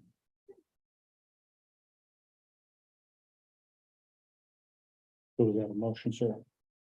Yeah, I'll move that it gets realigned under me. I have a motion. Do I have a second?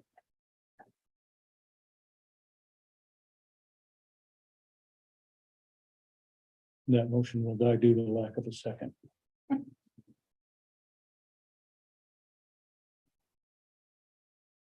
Okay. That was the last item of business on the agenda. So I will adjourn Well, this. Mr. Chairman, usually you'll ask for additional items, correct? It's clear back up on the agenda. These were under additional. Is there any additional items of business? I don't have an item of business, but I have a request of Kelly to put on the agenda for August 31st. Consideration of abandoning the points of contact, sorry.